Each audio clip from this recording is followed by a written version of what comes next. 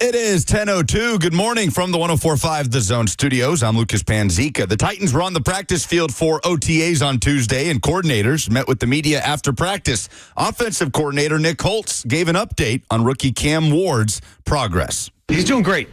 He's an early morning guy. He's here, earlier than some of the coaches, and he gets in early, and he's very detailed and regimented about how he studies. He's got a way he's kind of learned in the past and kind of taken in new information. So we got with him early and he said, hey, can we meet this way and kind of do some things? And then it's been really good for him. It's been good for us too. The Oklahoma City Thunder are headed to the NBA Finals for the first time since 2012, routing the Timberwolves 129-94 in Game 5 of the Western Conference Finals. Shai Gilgeous-Alexander with 34 points, and the Thunder await the winner in the East between the Knicks and Pacers. The Florida Panthers are back in the Stanley Cup Finals for the third consecutive year after a 5-3 win over the Hurricanes on the road in Game 5. And Nashville Soccer Club played out a 2-2 draw Wednesday at Columbus Crew, bringing their unbeaten run to 9 games. Hani Mukhtar and Sam Surridge, the goal scorers. Nashville will host NYCFC Saturday at Geodis Park. For all your foundation repairs and waterproofing needs, visit USSTN.com. Breaking news at once on your home for the Titans and Vols. This is 104.5 The Zone.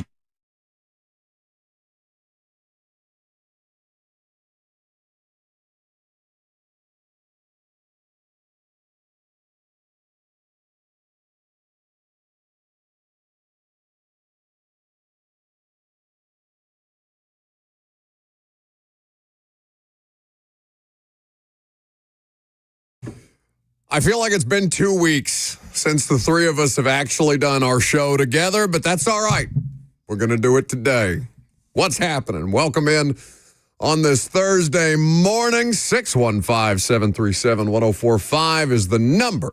Feel free to jump in at any point. Lucas, Robert, and me with you until 1 o'clock. We had an actual Titans practice on the field. We learned many, many things. In fact, it was kind of an information overload. It's way too much to get done all in one day, but we feel like we got a pretty good grasp on it. We're going to work our way through those things through the course of the next 3 hours. F&M Bank Chat also at your disposal. Facebook, YouTube, Twitter, and on Twitch. If you would like to get involved there, throw a like on the video if you're hanging out on YouTube. If you would be so kind as to do so. Good morning, boys. It's been a while.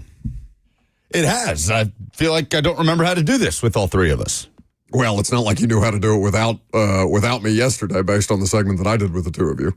I thought it went swimmingly. You tried to do like 17 different bits at once. Robert's playing the Oscars music while you're impatient just drop me off the phone. That's got to be racist. No, is it? Well, I guess I'm the closest thing to a minority we have around here, at least on this show. I love you pretending you're a minority. What, are you going to do it? We unloaded the clip on you a little bit in that segment. Unloaded the clip, yeah. Well, don't worry. I'm back and better than ever for the next 3 hours today. So what did you do in my absence other than, you interview Belmont's president? What are you talking to Belmont's president? Wow, respectfully. Very disrespectful right there to Belmont Athletics.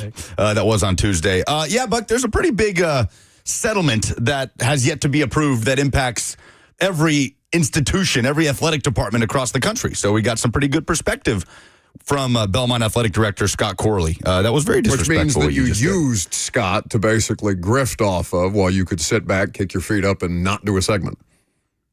That's how you would put it. Yes, indeed. And also Eric Kane. That's how I know Lucas is mailing it in when Eric Kane makes an appearance. Wow, Bug just taking shots at all these wonderful people on the radio show. They are gave us their time this week. People, but don't think I don't know your game. Hey, but listen, what did Buck do when he was on the morning show? He gave Mike Wilson a call. What are you talking about, Mike? Oh, Mike Wilson? You going to talk about Eric Kane? I'm going to talk about Mike Wilson. No, now. I scooped Mike Wilson from you because Lucas had courted Mike Wilson. Mike shut him down, and then he said yes to me. Nah. Just because you got to take her out on a date doesn't mean I wasn't in her DMs. Come on now. You were in the DMs. I actually got the date. I wish she would respond. So we are looking forward to having the gang back together, and then Bert's going to leave us again tomorrow, but that's fine. This is the time of year that we are all in the midst of, right? Everybody's got vacation all over the place. We're just trying to get our mental right before football season sweeps it all away. But that's fine because football is back. It's better than ever. And yesterday, boys, it felt like the first actual football practice of the season. Not just because you had the veterans and the rookies working together, Still don't have pads on, so there's obviously a lot more work to be done in that direction. But you had competition. You had 11-on-11s, even though, guys aren't going full speed. You had 7-on-7. You had defensive backs versus wide receivers. You had linebackers tipping up Cam Ward passes, trying to make a play on the ball. You even had a Levis pick six. It felt like you got the full experience all throughout the course of that hour and a half. Poor Will. Yeah, I was surprised, taken aback at how much Will Levis dominated the conversation yesterday when the number 1 overall pick, the next, theoretically, franchise quarterback of the Tennessee Titans was on the field, in actual drills, actual football drills, not team building activities but for the first time. And yet we spent the whole show talking about Will Levis. They care about the T. They want the TMZ. They want the drama. You know how many questions I got last night? And it was ironic because I brought it up at practice yesterday with, I think I was over there with Tehran and Suss and the rest of them. How many questions I got about, is Cam Ward trash talking Will Levis the way that he did to Shedeur Sanders? How are they responding? Does Will Levis trash talk back like that? They don't actually care about the drills. They just want the tea. I guess so. What I hate about it is it feels like it comes off as us just coming back around to beat the dead horse that is Will Levis is not going to be this team's quarterback. And it's starting to feel like personal towards Will Levis, and I don't want that. Starting. I just hate how it keeps coming back around to that. You perpetuated this. What with us having this conversation. Lie. Remember when we were going to do that thing where we just call out when one another is lying on the air? Lie. You who perpetuated the most amount of Will Levis bad feelings of anybody, I would argue, on this radio station. You're telling on yourself that me talking about somebody in a football sense has to translate over to something personal. Yes, because you hate him. That tells me that's how you operate. Because you hate him, and that's the tenor that the audience. So because it was you guiding the conversation, the audience just took your form. It's tough to look at yourself in the mirror, huh? Well, you do this thing where you take how you feel and how you operate about things and project it onto somebody else. That's so right. If I say Will Levis is not a good quarterback, you say, oh, well, you must hate Will Levis because clearly however you feel about him in a football sense has to translate over to a personal sense. If you're bad at your job, I hate you. Is how you operate, and I understand that, but not how I operate. And honestly... Oh, you don't hate people who are bad at their jobs? Like I talked about yesterday. Coward. Last year in training camp, when Will Levis left the table after we did that stupid poem bit and he played along with all of those games. And did I read a poem? I forgot. You were there. You were there as much as you might try to omit history. You were the one coated in mayonnaise cologne. So were you. Turntables. So are you. Well, that's because sprayed it all over you. Spraying it on my neck. Guys, we have one segment into the show where we're all together. And you're just being so nasty to each other. We have to work it. It's been a couple of days. It's been building up. Normally we have 3 hours a day to work it out a little bit. Like a 4-minute hate fest. Just unloading. You're ugly. Well, look at your nose. It's those two guys on the street, the middle fingers, just... Oh, yeah, giving it to him harder. Just silently showing each other the middle finger. But when Levis... Karen in the YouTube chat suggested that you take a breath. Just breathe. Namaste. When he walked away from that table, I found myself legitimately rooting for Will Levis. Like the way he played along with our bits, he seemed genuine in wanting to get better, understanding that he still had to prove himself at this level. I wanted Will Levis so badly to have success. You forget, I grew up a Titans fan. I want the Titans to win games. And don't forget, I want players on the Titans to have success. So I wanted Will Levis to have success last year. He didn't. And I hate how it comes back around to us having to remind people that he didn't, because then it just starts to feel like we're unnecessarily bringing it up and trying to be personal. In fact, it's good for the Titans if Will Levis has success this year and in training camp and in the preseason. Why are you doing our 12:20 I will be rooting for him this year. And as you constantly remind us, not everybody listening at 12:20 is listening at 10:10 in the morning. So I was just shocked yesterday at how many people just wanted to talk about Will Levis and how he should get a chance to compete for the starting job and all of this stuff about moving backwards, essentially, when the Titans already drafted their new quarterback, and he's here. Okay, you're shocked by that. I know you don't pay attention to political discourse because the world just happens around you and you just go with the flow. Life is easier that way. It seems to be. But do you think people are most interested in policy? Or do you think they're more interested in the current president of the United States calling Marco Rubio Little Marco? Because I feel like that's more interesting to people. Is it important or is it interesting? These things, we straddle the line. Yes, your favorite Vrabalism. What's my favorite Ron Rivera-ism? That you only learned because Mike Vrabel brought it up. Well, yeah, because he's the coach that said it. So, but does it not carry weight in this particular conversation? Is it not applicable to so many of these different dumb conversations that we get wound up about or that people get caught up in? Is it interesting or important? What's important is Cam Ward's footwork. You're going to spend 3 hours breaking down Cam Ward's footwork, or are people going to call you and ask you about what Will Levis did at practice today and why does he suck so bad and why is he still here and how much trash is Cam Ward going to talk to him? No. You know how these things are going to go. We spent the entire third hour of the show yesterday being like, guys, did you not watch what happened last season? You want more of this? Yes. It was perplexing and got off the air, and Blaine and Zach are coming in, and Robert and I are still just reeling from the amount of calls and messages we got in the F&M Bank chat talking about how Will Levis didn't get a fair shake last year and how Will Levis should get a chance to compete for the starting job. And then Zach walks in and goes, Levis threw a pick six to end OTAs. That's right. That's right.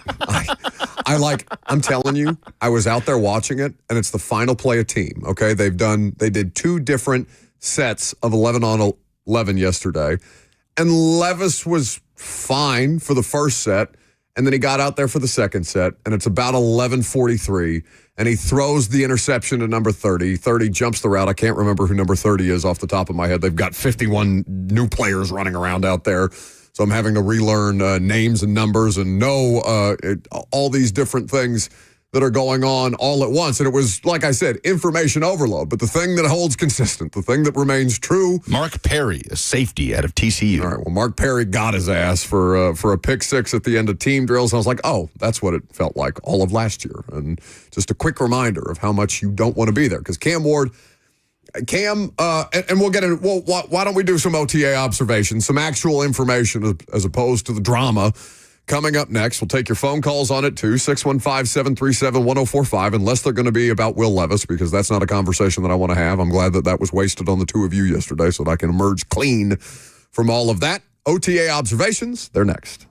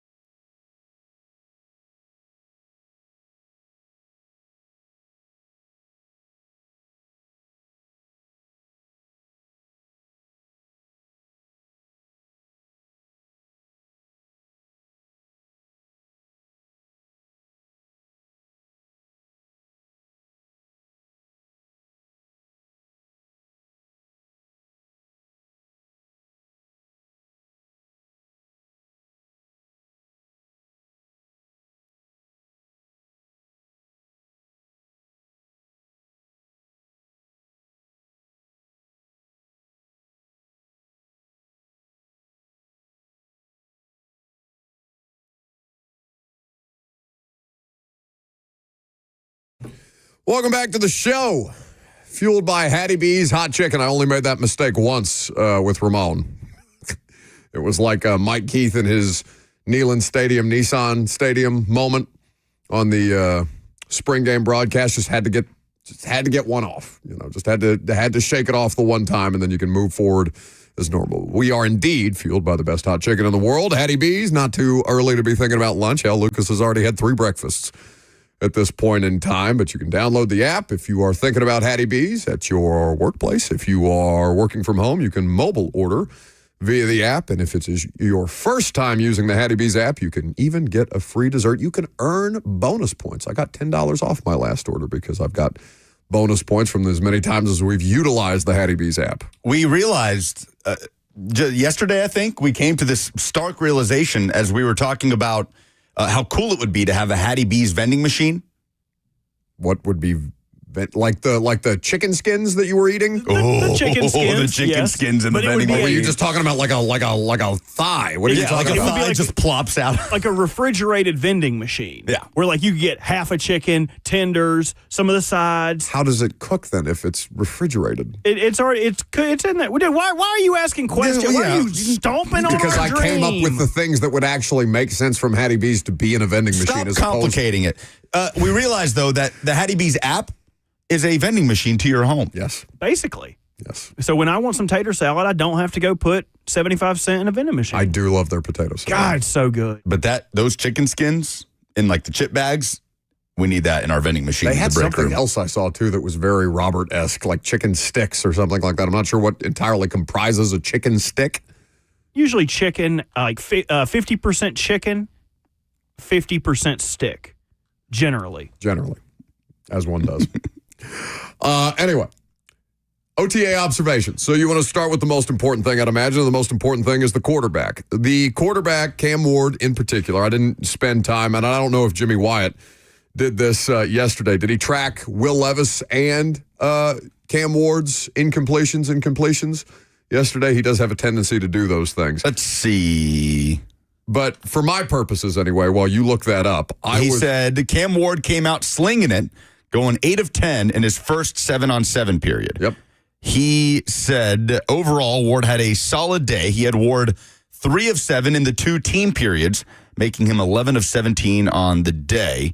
He said Will Levis had a mostly solid day himself, going a perfect 5 of 5 in 7-on-7s, including a nice pass to DK, the rookie out of Florida. He went 1 of 1 in the first team period, 0 of 2 in the second of the 2 team periods, and then was intercepted on his final pass of the day by safety Mark Perry, who we mentioned. And Levis was 1 of 3 in the team period, 6 of 8 on the day. Okay, so Jimmy is tracking the incompletions. I didn't go that far, but did see Cam throw the 2 incompletions in the 7-on-7.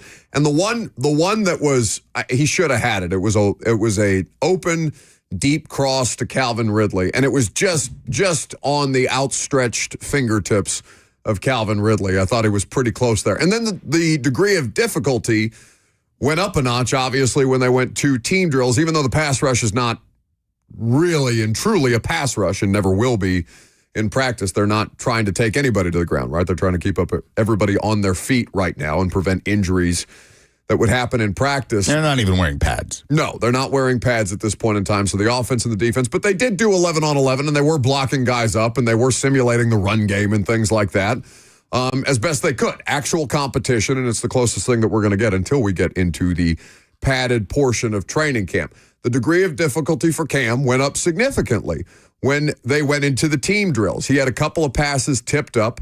One by Cedric Gray, the other by number 57, whose name I have not yet learned.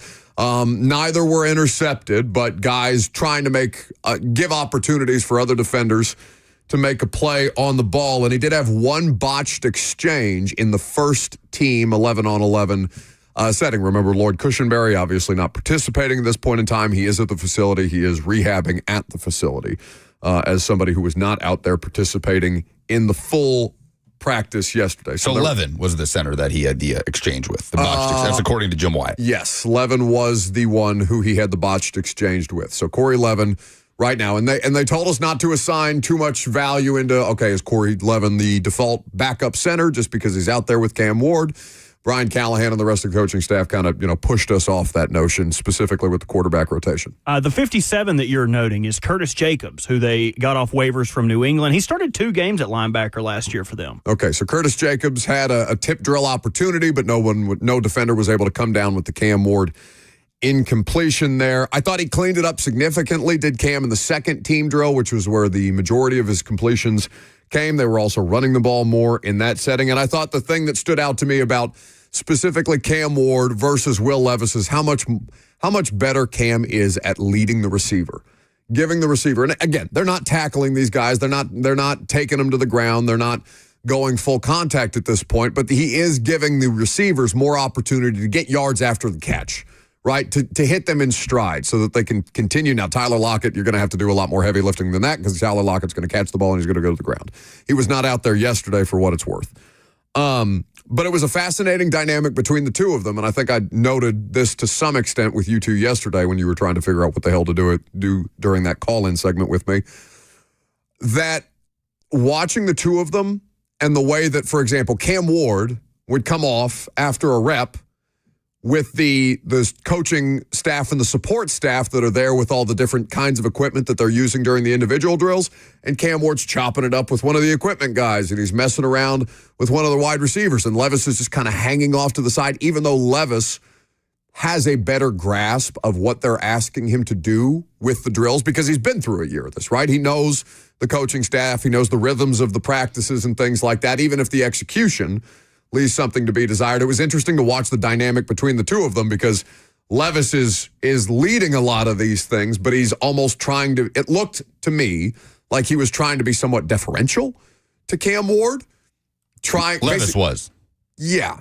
Trying not to, it almost seemed like he was trying not to get in the way. Like he's trying to do his job, but he's also trying to not get in the way of the dynamics between like Cam, who's engaging with a lot more people than Will is at that point in time. What do you mean trying not to get in the way? Like he just seems like he's hanging off to the side more, whereas when Cam, like he'll do his rep, he'll go over, he'll stand and watch the next rep, talking about Levis. Whereas Cam comes off, he's chopping it up with whomever is standing over there. He's chopping it up with the guy who's holding the bag. He's just doing a lot more things. He's talking a lot more to people around him as opposed to Levis, who just does his thing, gets out of the way, right? You look for those different kinds of how is the quarterback engaging different people, not just his teammates, but his coaches, the people that he's working with through the individual drills. And I just thought it was an interesting thing to kind of be paying attention to. Does that make sense? Yeah, I guess so. It was interesting to hear Levis talking yesterday about having Cam in there and enjoying working with him. I'm always interested in how quarterbacks in this type of situation will react to it publicly, right? Like, Joe Flacco has talked a lot in Cleveland. I mean, even this week at OTAs about he feels like he can still play in this league. He wants to be the starting quarterback for the Cleveland Browns in a QB room that has 100 people in it that just drafted 2 quarterbacks. I think back to, do you remember Gardner Minshew and what he said when the Jags drafted Trevor Lawrence? No. About the starting job, because Urban Meyer had this thing of, this is a competition between Trevor Lawrence and Gardner Minshew. And I can't remember who the interview was with, maybe with Chris Long's podcast or something, where Gardner Minshew says, number 2, I'm not even thinking about number 2. I'm not even going number 2. Nothing in my life is going to be number 2. I want to win this starting job. Like, I don't believe that's true for Gardner Minshew. Oh, you don't believe that's true? No, I don't. Oh, no. Like how shocking would it be for Gardner Minshew to say that? No, that Gardner Minshew would not go number 2. I believe that man. Yeah, well, scientifically, that just doesn't really. I got to find this quote. It was so good. So, okay. Well, are you going to read it? Okay. I haven't taken a bleep in weeks because number 2 isn't an option for me. Gardner Minshew, when talking about competing for the starting job with the number 1 overall pick, Trevor Lawrence. I feel like Will Levis had a very different tenor to him when he talked about that exact type of situation yesterday. It's been fun getting back here with the guys. We're not trained on my own out in California, so that was a lot of fun for about 7 weeks. And had some time with the family and time to enjoy the rest of my life outside of football. What'd you learn from going out to California with Jordan Paul? There was a lot of just kind of relearning my stroke, just relearning like my body and trying to get back to the basics with him. And I feel like it's definitely paid off. Been feeling good last few weeks. What's it feeling like for you going into year 3 and obviously with some new faces in the league? The what? What's it feeling like for you going into year 3 and obviously new faces in the room? I mean, I feel more and more comfortable every day. It's all it takes at this position is just reps and experience, and try to take advantage of it anytime that I can to improve. I'm just pumped about not having to learn a new offense. So it's been fun to kind of get to the level 300, 400 of the playbook, and being able to go out and just run anything without really even talking about it, which is cool. What have you liked about the competition, not just with Cam, but also the working relationship that you guys are developing? Yeah, we got a good room. I mean, I feel like I've been blessed being able to be in just some great rooms with great guys in my career, and we are able to keep it light when we need to and talk about things outside of ball and then bring it back in, hone in, and we got a lot of smart dudes and a lot of guys with a lot of experience to be able to lean on in the room, so it's been great.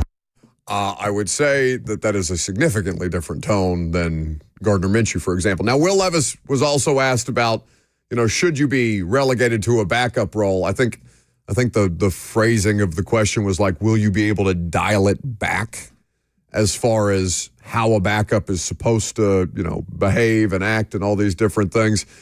And his response was, and I'm paraphrasing here, but it's been a long time since I've been a backup anything. I'm just going to go out there and play quarterback, which is the correct answer, by the way. Well, there's this quote, too, from Teron Davenport. He tweeted it out. Quote, anyone that's ever been in my situation, this is from Will Levis, knows it sucks. I'm just trying to do my best to keep a positive mindset and play QB when I'm asked to play. That's very different from Gardner Minshew, who everybody and their mother knew was not going to start over Trevor Lawrence, saying, I haven't taken a bleep in weeks. Number 2, he's not even thinking about number 2. Like the mindset, the mentality is pretty night and day there. Will's mental makeup, I guess is the best way that I can say it, because it encompasses all of it, right?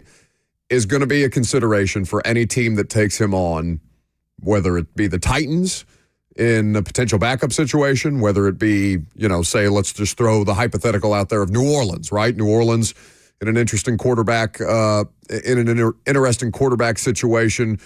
New Orleans is a team that could probably benefit from having some extra competition in the room. But again, are you going to look around, see the competition, see Will Levis?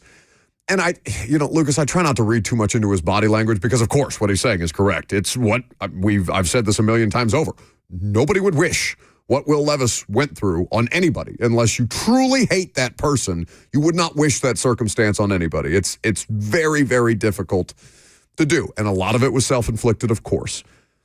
But the mental makeup of that player and of that person are as important as what he is physically able to do. Because when you look at the 4 of them, because there's 4 quarterbacks on the roster right now. When you look at the 4 of them, Levis is still the one who looks the most like a professional NFL quarterback, like physically, right?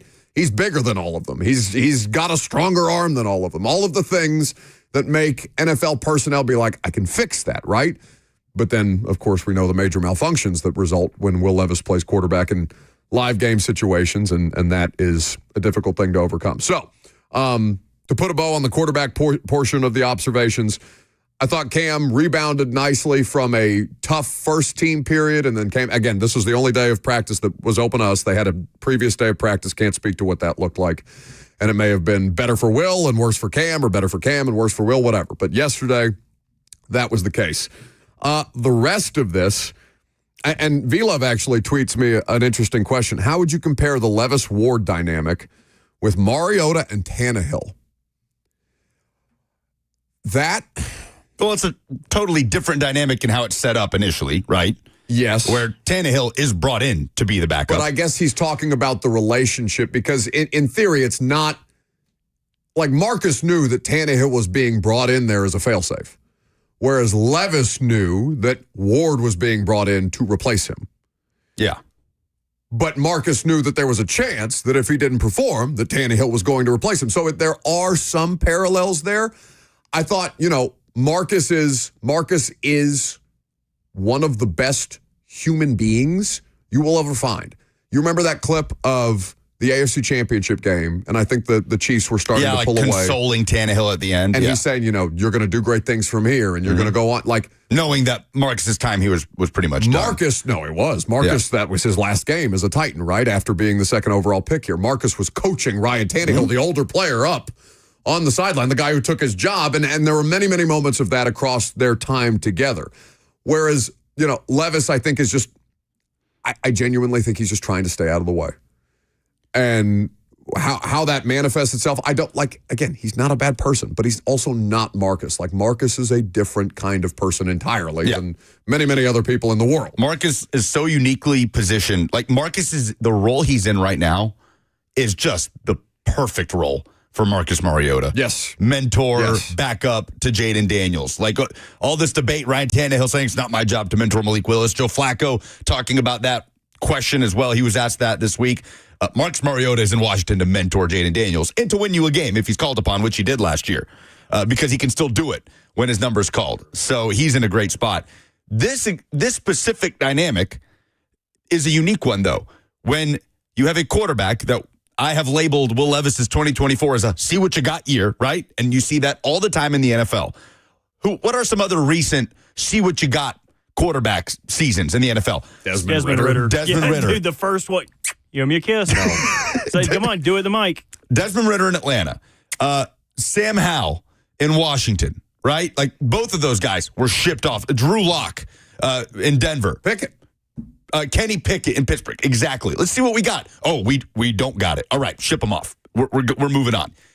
So, when's the last time that you had a quarterback going into see what you got year? Not proven, but we're going to roll with this guy. We're going to put the chips in a little bit, see what we got.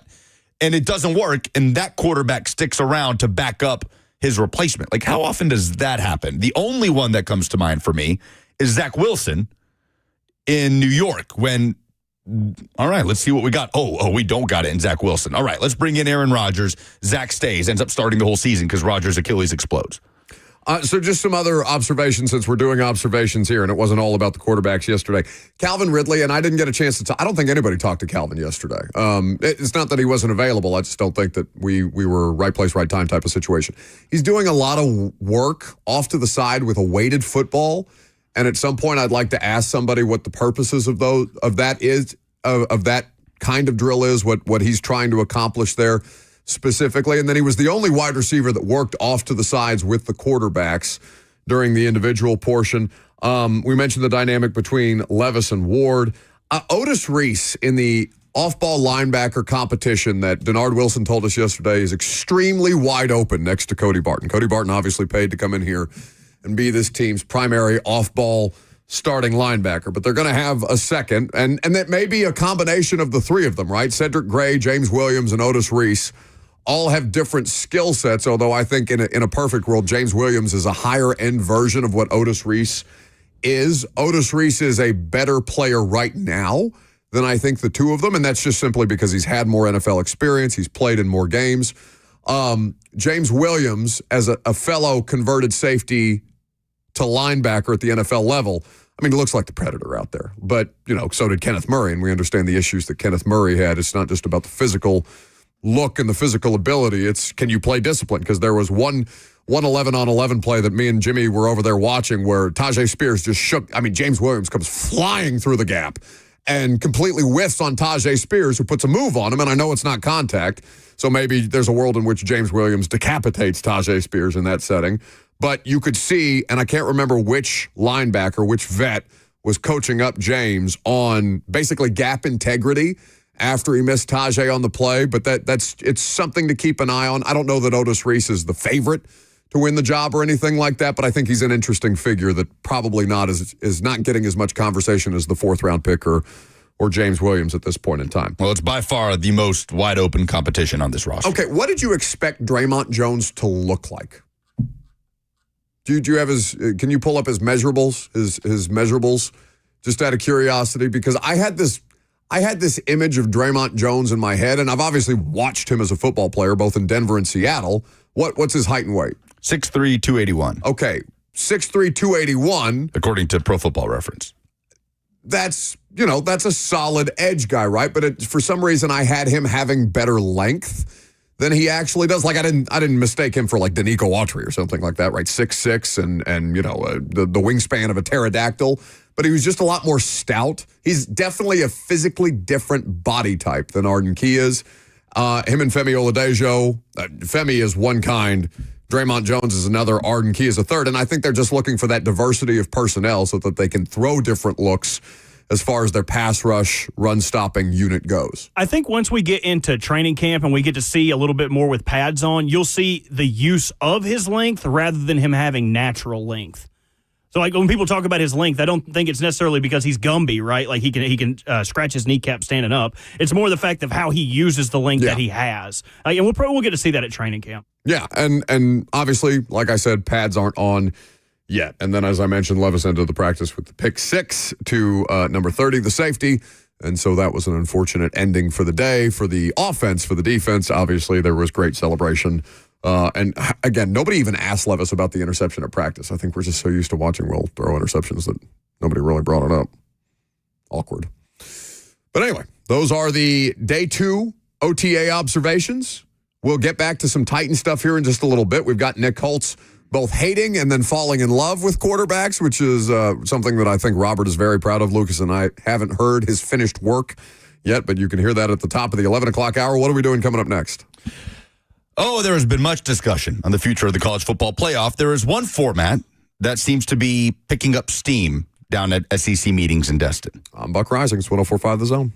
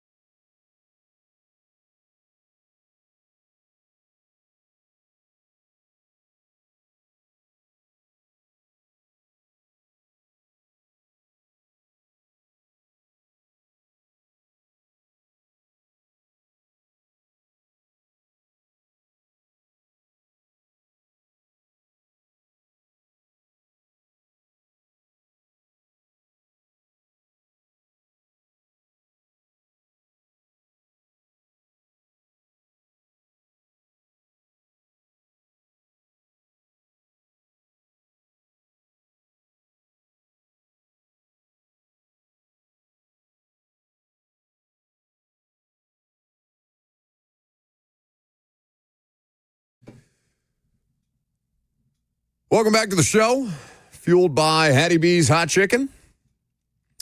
We were just talking about something that's coming up on the very near horizon. Lucas, you want to tell people about it? Are you talking about what's coming to Geodis Park? What are you talking about? I left that wide open enough for you to read one of the things that you were supposed to read in the 1020 segment, but didn't. Oh. I mean, he literally could have just done anything. What to choose from? Nashville's first rodeo. The Music City Rodeo is coming to Bridgestone Arena this weekend. Musical guests Reba McEntire, Jelly Roll, and Tim McGraw. Listen to The Zone all week long for your chance to win tickets. Oh, how about this? Join 104.5 The Zone for our 2025 Golf Classic presented by Ferguson. Monday, June 9th at Nashville Golf and Athletic Club. Flights at 8 a.m. or 1 p.m. Purchase a team today at 1045thezone.com. Or 1045 The Zone is bringing back our Split Happens Bowling Bash with special guests and listeners Thursday, June 26th at King's Dining. It's not me that's going to be mad at you. It's going to be the promo people. We'll just unload the clip on this thing. Okay. I love that he's added that to his vernacular. Just like he's used it like 3 times already today. Yeah, we're not even through the first hour. Whenever I add a new phrase or word, I just hammer it into the ground before moving on to the next. There was something that he was accusing me of using as a crutch phrase for a while that I've recently noticed that he adopted. What?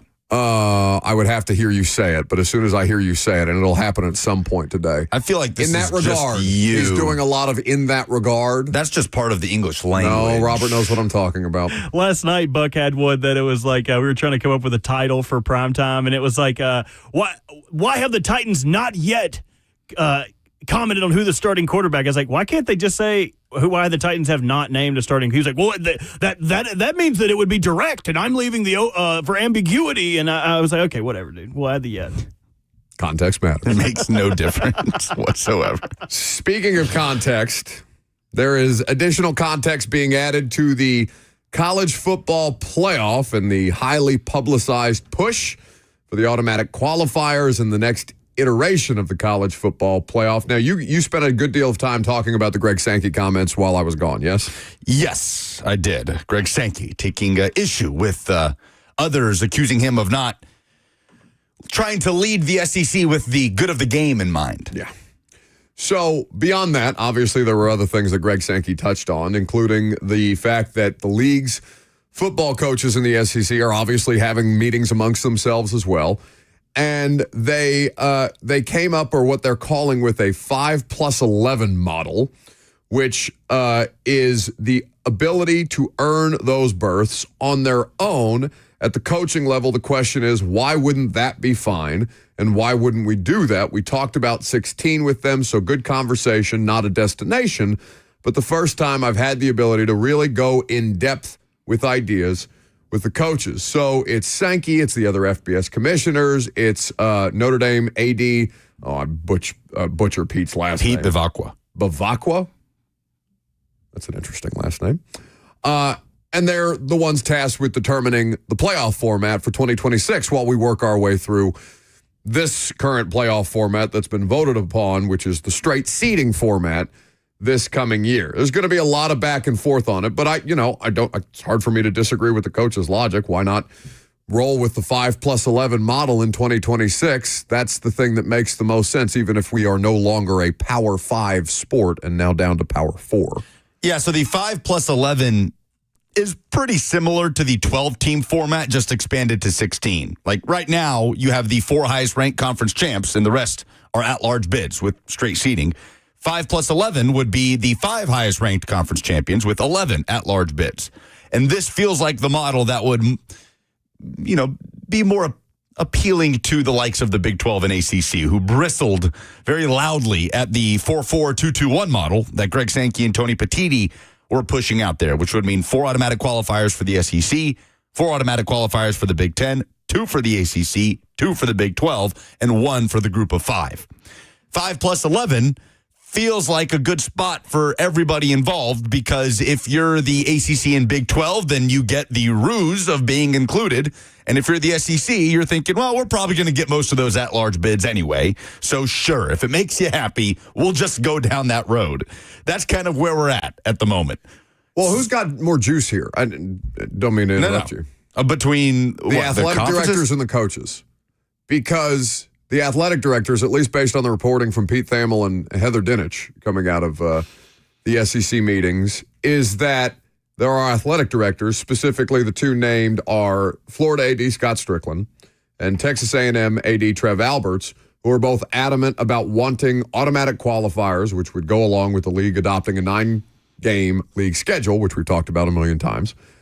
And then you've got comments from both Lane Kiffin and Kirby Smart, who are saying that they're more interested in, Lane Kiffin is more interested in a model with just the 16 best teams, however the 16 best teams are determined. Kirby Smart is on record advocating for a model that would include the most SEC teams possible. Okay. Pointing I like that he's just coming out and saying you know what? I appreciate the transparency, Kirby. I'm with you. I'm sure there's plenty of SEC. You would probably have a good base to rally that cause around as a platform, right? But he's pointing to the other SEC sports and their ability to basically flood the postseason because of their strength of schedule, and there's some merit to that conversation, right? SEC is not only the best conference in football anymore, it's also the best, at least most recently, it's the best basketball conference as well. And I don't think you could argue that there's a better conference in college baseball. No, there's the not. SEC. Or softball. Half of the Women's College World Series made up of the SEC. So Kirby's got a leg to stand on because the SEC is dominating these things, and they are the best teams, right? They are the best teams competing against one another. So why not flood the realm with as many SEC teams as humanly possible, because we're better than you. Yeah, top to bottom, for sure. I mean, last two national champions are not SEC teams. Only 3 out of 12 college football playoff teams last year were out of the SEC. So it'll be interesting to see what kind of balance they strike here. It's hard to imagine 4-4-2-2-1 getting pushed across. I understand the SEC and Big Ten have all of the leverage in the world, but with just the vitriol behind the ACC and Big 12 behind that model getting boxed out that way, again, I don't even know what a good analogy would be. It's like if you almost are tricking your kid into eating something healthy, right? Because like you make them think it was their idea or something, or like putting cheese on broccoli. It feels like what the 5+11 is for the ACC and Big 12, because it's like, okay, all right. We don't have the automatic qualifiers that you think we shouldn't have. We'll give you those at-large bids. Those at-large bids, 11 of them, fair shake for everybody involved. You have just as good a chance as we do, and the SEC and Big Ten just get all the at-large bids also. So the deadline for all of this is not until December 1st. So it's going to take many, many more discussions to kind of determine what makes sense, what to hammer out, what they can continue to fine-tune on that front that will at least, maybe not everybody's happy, but like you're going to come up with a solution. No, not everybody's going to be happy out of this. You just want to find the thing where everybody's just slightly unhappy about it, and that means you found probably a reasonable compromise across the board from the people that have the most pull, which is the SEC and the Big Ten at this point in time, and everybody else who's just jockeying for a seat at the table, understanding that they have their own flaws, but that they still matter for the purposes of this college football playoff and the college football discourse specific to college football.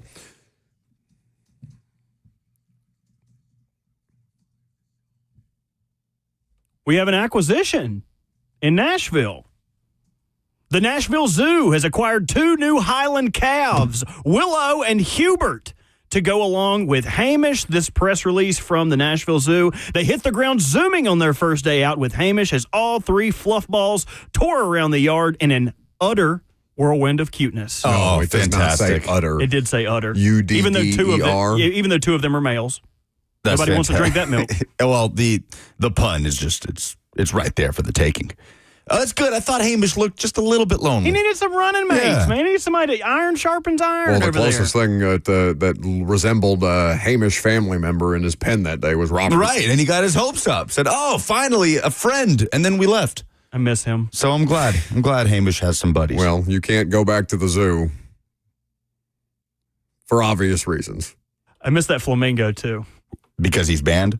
Well, no, he tried to take the flamingo out on a date, and they were concerned about the bestiality. I didn't understand why it would be a big issue to bring the flamingo to the install. Also, he wouldn't stop eating that horse's treats, that mini horse's treats. He kept said stealing. It was all organic, dude. I don't know why you want to make a big deal out of this. It's probably the healthiest thing you've eaten in quite some time. That's true. All right, very good. So, Matt, you did not get a press release from the Nashville Zoo. I didn't. I saw it on their Instagram. You liked the post. What do you mean you didn't know this happened? Yes, I did. I saw it this morning. I did not feel it newsworthy for the Sports Talk Radio audience, but that's fine. That's fine. What do you have prepared for them coming up next? Something good. Find out.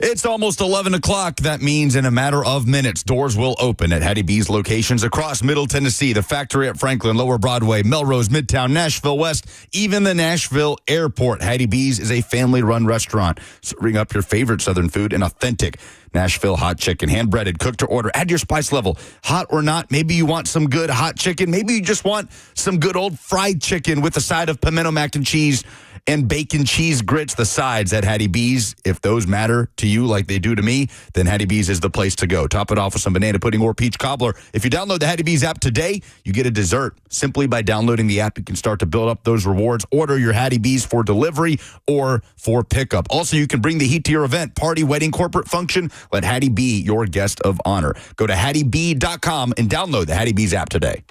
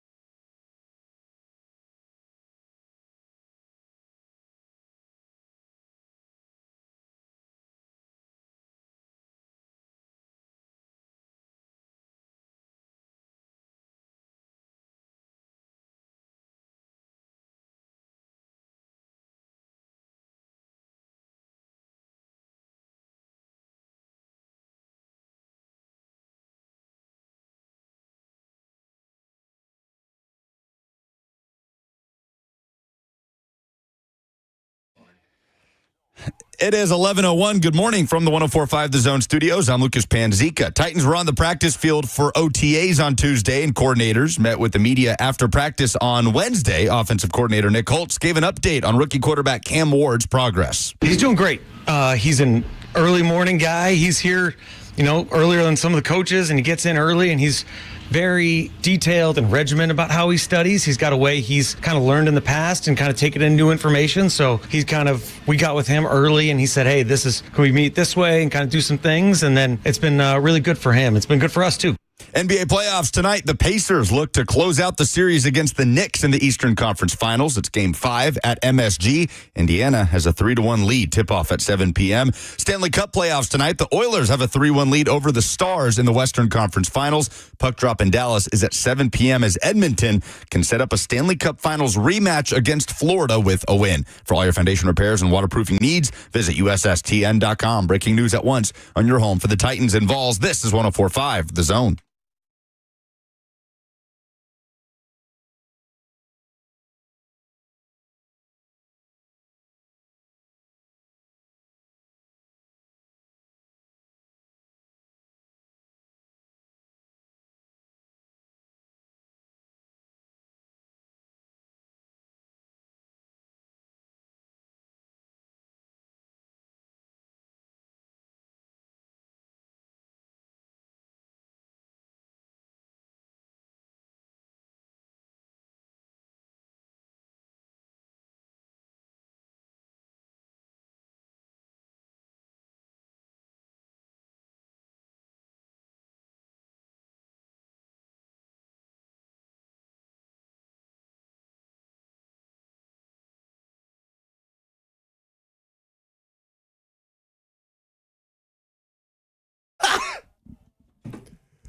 I mean,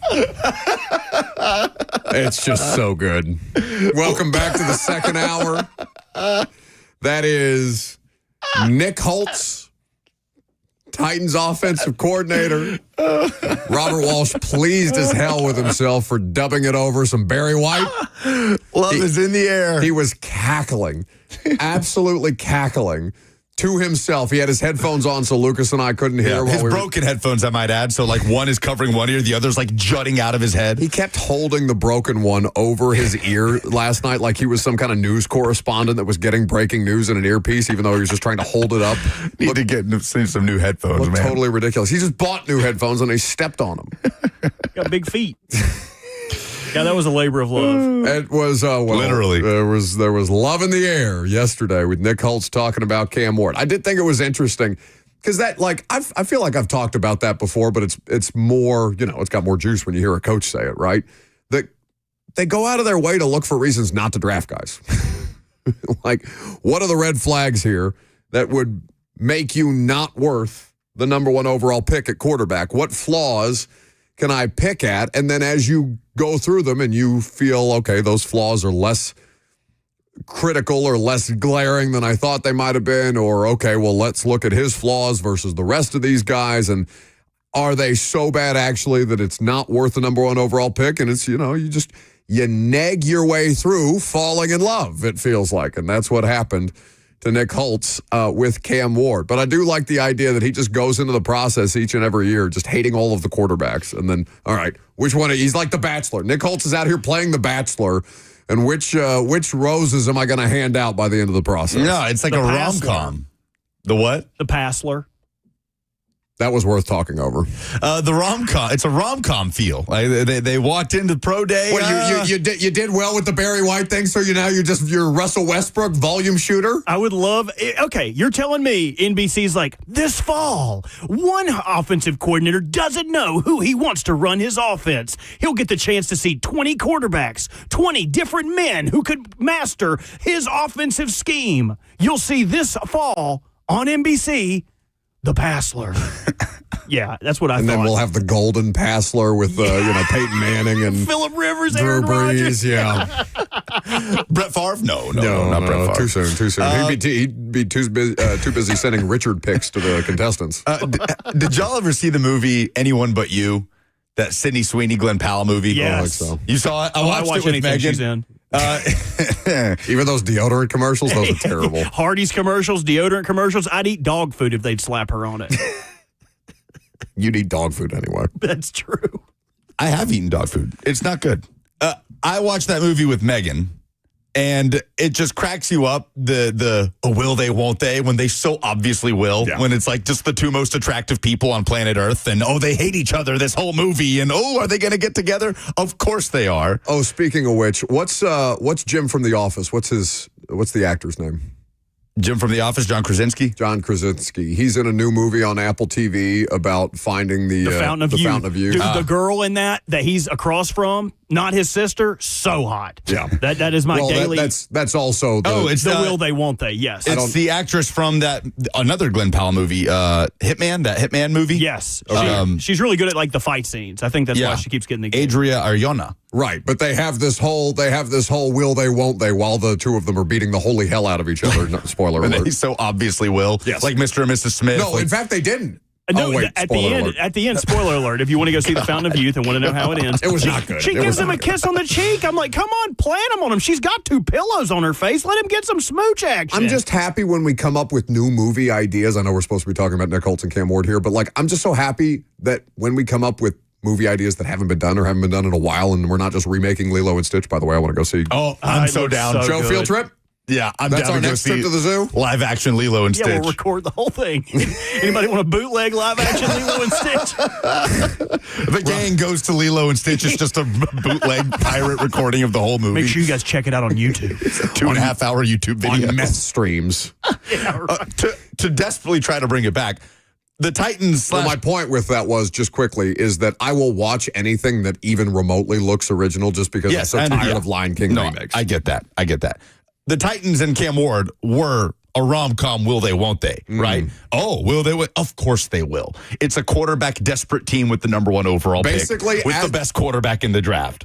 As of March, it was, okay, what are we doing? Enough with the footsies under the table. Let's just go. There's been enough foreplay around this. Now it's time to get down to brass tacks. Will they, won't they? Oh, we're evaluating all options. You don't have to make eye contact if you don't want to. We haven't made a decision yet. You don't even have to kiss, right? Like it doesn't have to be that sensual. You just go for the gold, baby. Nick Holt just like making out with every quarterback in the pro days. Nick, I have to go talk to Nick Holtz after this. Can we not have him having, actual relations with the quarterback? Who's Brent Powell in this situation, and who's Sidney Sweeney between the Titans and Cam Ward? Sidney Sweeney is Cam Ward. Is Cam Ward? Yes, correct. Because Titans fans have been ogling him for, months at this point in time. Why aren't we getting any Cam Ward videos? Where are the videos? Well, they got plenty of videos last year from the quarterback, but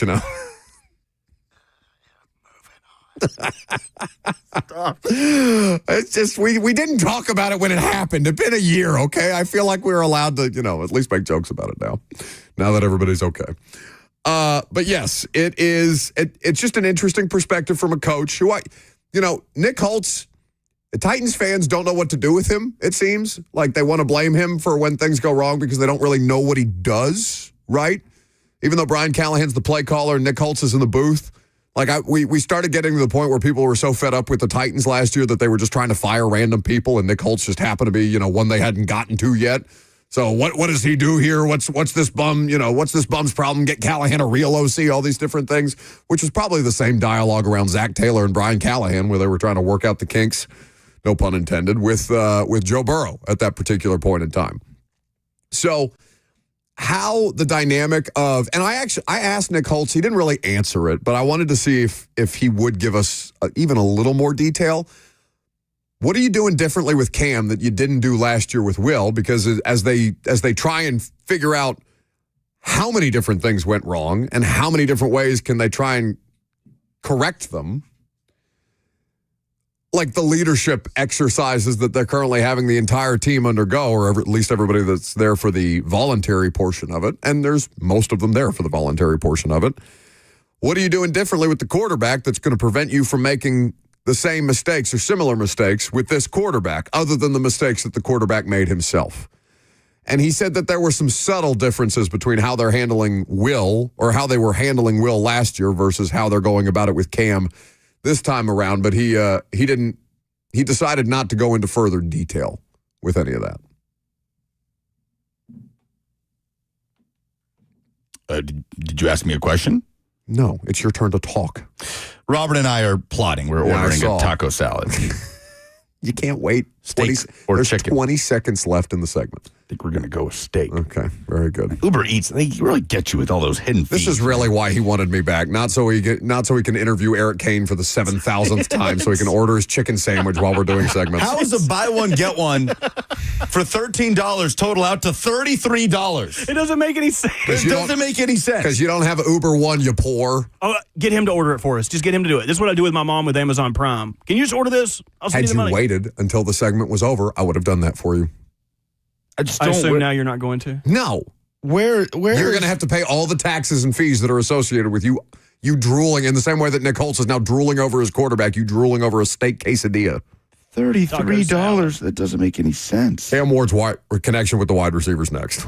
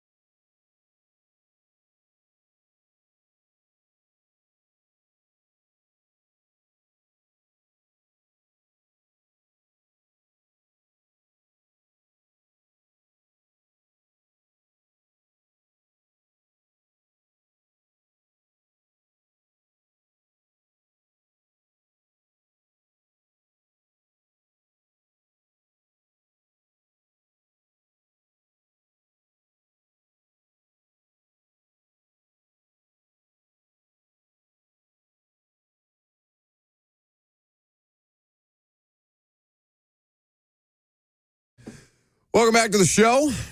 Fueled by Hattie B's Hot Chicken.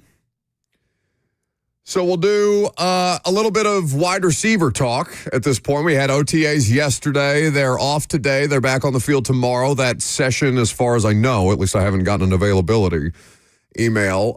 So I assume that's going to be closed to the media. So the next time we get to lay eyes on the Titans, it will be next week in the final week of voluntary work. And then the week after that will be mandatory minicamp. By the way, Cosell's coming back into town for mandatory minicamp because Callahan, when we did the live show, invited Greg to basically have the run of the joint at the Titans facility. So Greg's going to sit in on meetings. We're going to do some special interviews while Greg's in town as well. So that will be a must listen. Normally the install would be up by now, and it's not Robert's fault that it's not. My laptop died. We taped the install this morning, and I forgot to bring my charger. And so that will be available to you in your feeds at about 1:30 today. I would expect. We did a little OTAs talk and continued our divisional previews at this point in time. Last week, the AFC South. This week, the NFC South, which has some Tennessee local connections, obviously, given James Pierce and the Atlanta Falcons. We had a really good conversation about Pierce specifically and what he brings to the Falcons front seven. But while we are sticking with the Titans, let's talk about OTAs. Let's talk about Cam Ward. Let's hear from the Titans quarterback yesterday in his first media availability after his, what I consider really to be his first real practice. Especially finally getting to comment, with guys who's been in the league like Red, Ben Jefferson, T. Lockett was out here. It's good, James. So it's been good. It's been exciting, especially to, connect with those guys. Anything about this surprise you, Cam, so far? About this? No, I've been wanting to be put in this position. God blessed me with it. So I'm just taking advantage of every opportunity that, he gives me. I get to play around some good guys up front. Defensively, we have some good talent. So, I'm excited to see us put it, on the field on Sundays. With the reps and how they're distributed, how are you going about just making sure you take advantage of everyone? Just getting a lot of mental reps, whether Will's up, BA, or Tim is up. Then also just going through it in my head, the formations, the play call, the motions if we have one. So really just, getting understanding the full offense. What's your relationship been like with Will since you got here and met him? It's been good. He's one of the first ones to come up to me in the locker room, ready to compete, ready to get to work. But it's been exciting to, work with somebody who's played an actual NFL football game, so be able to take a little advice from him. So it's been good. Cam looked like the hedge next to Calvin in the locker room, I guess, in some of the videos. You like that? And then does that help you guys kind of form a relationship? What do you have to learn, by having so much presence time with him? Well, I just think the biggest thing that I'm trying to learn from him is, how to be a pro. He's did it for a numerous amount of years at a high level, so he is the standard. He's one of the oldest guys in the locker room, so why wouldn't you want to look up to him? And for him to be my locker mate, for him to open his house for me, it's been cool, especially, I'm trying to, establish myself like he did. So that is Cam Ward talking about a variety of different things, but the thing that we're going to focus on first and foremost is the receivers. What'd you take away from that, Lucas? Making sure you take advantage of it. What's good, James? Yeah. The trash talk with James Williams. Because what was he actually doing, Robert? Who, Cam Ward? I have no idea. No. Him. What was he doing during that entire time? I plead the fifth. No. The that second? doesn't work here. This is not a court. This is not like Brian Callahan said yesterday where life things just happen and you're facing a potential grand jury indictment. This is not one of those things. I can see Lucas's computer screen, and he was looking at extra large pictures of chicken wings, and I said, "What are you looking at?" And he minimized his screen quickly as if pornography was on it, and he said, "Nothing." Do you pleasure yourself to food? Is that do we need to talk about this? Do you have a fetish? Thinking about what I want to eat for dinner tonight. Yeah, I know. I'm concerned about you. It's 2 segments. We've checked the box for We got lunch. a break. We've been doing this segment for 3 minutes. Can we got a break? Making sure you take advantage of everyone. Yeah. Oh no is right. Who did say it? Who was that yelling "Oh no" in the background? I wasn't paying attention to that because I was focused on doing my job, unlike you. No, Terry was the one asking him about his relationship with Will Levis. Also, wheezing through what was the wheezing through the nose hairs? The banter between Cam Ward. It was James Williams that he was yelling, "What's good, James?" You said there was some trash talk between the two former Hurricanes. Yes, there was because they didn't play on the same Miami team. Cam Ward was not a Hurricane while James Williams was a Hurricane, and they were going back and forth at each other because people were asking me yesterday about where it was Cam Ward trash talking Will Levis. The way that, it went viral that him and Shedeur Sanders going back and forth. And I said, no, because if you did that to Will Levis, what would it be? It would be cruel. Like, it would not be fun and playful banter. It would be kicking a beat dog. It would feel mean. Right? It would just be cruel, right? Like, what's Will going to do? What are you going to say? Can you imagine? Yes, I can. Yes, I can, because I've interviewed Will Levis every day, basically. That's right. They saw you play and they drafted me. That's right. What you got that necklace on for, necklace boy? just straight up bullying. Yeah, give me some of that mayonnaise. Give me some of that mayonnaise on that ball. There's no mayonnaise on that ball. Yeah, Levis looks down bad enough. I think Cam knows who to trash talk, so he's picked out James Williams, huh? It would be, no, James Williams picked out him, and then Cam Ward was not one to be picked out or picked on, so it was, I would describe it as playful banter throughout the course of the team drills that they were running, and then that carried over into, because what you don't hear during that Cam Ward media scrum is James Williams yelling across the field, "Hey, Cameron." Not Cam, but hey, Cameron, like that, kind of playing with him on the Cameron thing because he wants to be called Cameron in professional settings, but Cam in, I guess, less formal settings. I don't know what the deal with that is. So very diplomatic in how he talks about his relationship with Will Levis. One thing I was very curious about to see at OTAs, obviously not being out there, or at least to hear about, was his connection with Xavier Restrepo. Just how much he was looking to Xavier Restrepo, how often they were on the field together, because that's going to be a thing that we're going to follow all throughout training camp as this UDFA that Titans fans will all have their eyes on. How much is Cam Ward going to make a concerted effort to get Xavier Restrepo on this football team, on this 53-man roster? Well, funny enough, I talked to Xavier Restrepo yesterday. No doubt. Just like my whole entire life, I live my life based on opportunities, and I thought this was the best one. You got Cam stories for everybody? Did they ask you about him? You said Cam? Yeah. Yeah, I could go on and on telling stories about him, but I don't think you guys want to hear those stories. What's the main thing that sticks out about him? Just hasn't switched, with all the, praise that he's been getting. He still praises the Lord, and he's just a hard worker. He's contagious to be around like he was at Miami, and just looking forward to growing a relationship with him. So contagious to be around was the line from Xavier Restrepo that caught the most attention. And, like I said, he's not the most physically imposing player, certainly on the field. He's not the fastest. Maybe he doesn't even have the best footwork, but he's just a productive college football player that has a connection, a pre-existing relationship with the quarterback. And, it's just funny to watch the two of them because it's like a buddy cop situation out there. The two of them running around at the practice field or on the practice field after spending a year together at Miami and having great success, both All-America players as collegiate players at Miami, both feeding off one another's success, both apparently enjoying each other's energy that way and bringing that connection, having that built-in connection. Those, I think I've called them training wheels previously, from the college game to the program. Robert, you said something last night on primetime. I can't remember if we did it live or if you did it on the phone with me. It was the pre-show. Just between us, that Xavier Restrepo is what everyone wanted Mason Kinsey to be. What y'all thought Mason Kinsey? Oh, this guy's a lunch pail, first in, first last out. God, that is what Xavier Restrepo actually is. He is. Well, yes. Hey, Cameron. Oh, that was a slip. I didn't mean to do that.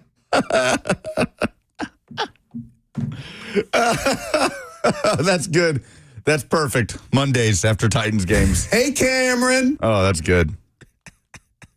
Don't act like we don't have a full library of you back there. I keep waiting on you to dump what's the word spies use when they the dossier of bad pictures of me you got. But I think I'm photogenic. I don't think you have any bad pictures of me, actually. They are pictures that most normal human beings that feel shame on a regular basis would not like on the internet. But then I went back through them and I'm like, oh, he'd probably like that one of him standing in a. You look like an overweight.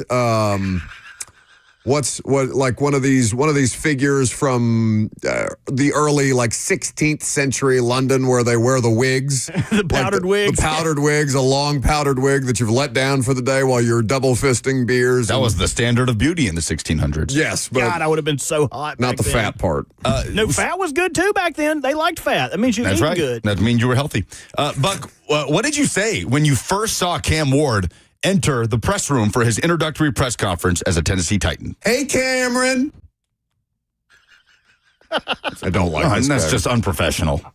You're there to cover the team. You're there to ask questions of the quarterback. You are so lucky the that second he walks in, you got to be the first one. Buck's just, hey, Cameron. You are so lucky that you were scared of us getting a hold of that clip of you choking to death while interviewing a Nashville SC player. that's right. That we don't have access to that. What's the most embarrassing Lucas thing you have on the board right now? Just out of context, Lucas, whatsoever. Probably this. Delirium! Oh, yes. You having sexual relations with your AirPods in. That was a play call.